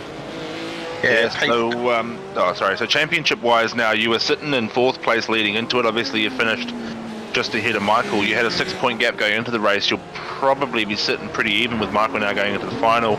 You'll definitely pick Sebastian Flock, who didn't show up this week. And Adam Hughes, it won't be that flash either, finishing down in 5th. So this question kind of goes out to all of you guys, I suppose, or to you and to Michael. Championship leading forward to Bathurst. How are you feeling? We'll start with you, Kyle. Ooh, that's a tough one. I came into the series just looking for seat time for the GT3, so to be in a contention for a championship is quite bizarre. It's Bathurst, so a little bit of anything can happen, can't it? Yeah, for sure. Obviously, you know, we talk about Bathurst being that 100% safety car type of track. What about for you, Michael? As little wing as possible for Bathurst. Mm-hmm. Yep. Obviously, you've had a better experience dropping the wing off completely with Bathurst maintenance supercar. I think you might be a bit more comfortable with a GT. Yes and no. The supercar is a lot easier to catch than a GT car. Yeah, great. But if you can get the setup right and have as minimal wing, the thing is absolutely monster in your car. And not to mention, you clenching them butt cheeks across the whole time. Yeah. I mean, you say taking wing off the Mercedes, and instantly I just have flashbacks to Fuji where the Mercedes was spinning around the entire race. So be very interesting to see if you can get that setup dialed in. That's for sure. So here we go. We got a couple in the bank. I was going to say, I'm sure you've got a few from Josh Rogers. Is it Josh Rogers or is Thomas. it Thomas? It'd be nice if we had stuff from Josh Rogers. Oh no, right? Yeah, I don't think that'd ever happen. Nah. I was going to say you'd have a few in the bank, but I remember talking to Freeman after he did the race with TTR, and he said he did not breathe from lap 1 to a lap 161, basically. Yeah. So very loose setup, but very fast. Yeah, definitely. So just gonna say what. I think that's about it. But guys, honestly, P1, P2, and P3, you can't go wrong anywhere when you're on the podium. So well done to all of yous. And who would you like to thank, Kyle, to all your sponsors, mate? Of course, I want to thank Juiced Energy, All Sports Gaming, Toyo Sim, the Pet Door Company, and FR Creative. Thank you. Mate, did well on the sponsors, did well on the whole race, mate. I think you've done very well. Big shout out to the SRW crew and obviously yourselves for the broadcast and commentating all the rest. Well done, guys. Of course, I want to do that as well. Thank you, guys. Yeah, well done. Yeah, well, I mean, that does pretty much conclude our broadcast. We just have one more group of sponsors to give shout out to, and that is our SRW League sponsors, DSL Welding Services for our series sponsor, Racecraft for our Round 8 sponsor, Toyo Sim Dragon RC, Melville Services. I'm missing one. Who am I missing? Racecraft, Toyo Sim. There we go, that's the last one. And of course, announced today, we have our big endurance weekend coming up. Major prizes there throughout the weekend, including 2 Camus Ultimate Racing packages to be given away. Head over to our socials for all the information there, because there really is just too much to explain. Some massive prizes, free entry for the Saturday, $20 a driver, to go into the Enduros on the Sunday for that Camus prize package. As I say, all that information can be found on the SRW socials. And of course, we're starting now to take expressions of interest for next season as well. The schedule will be coming out very shortly. The Racecraft promotion is also still active.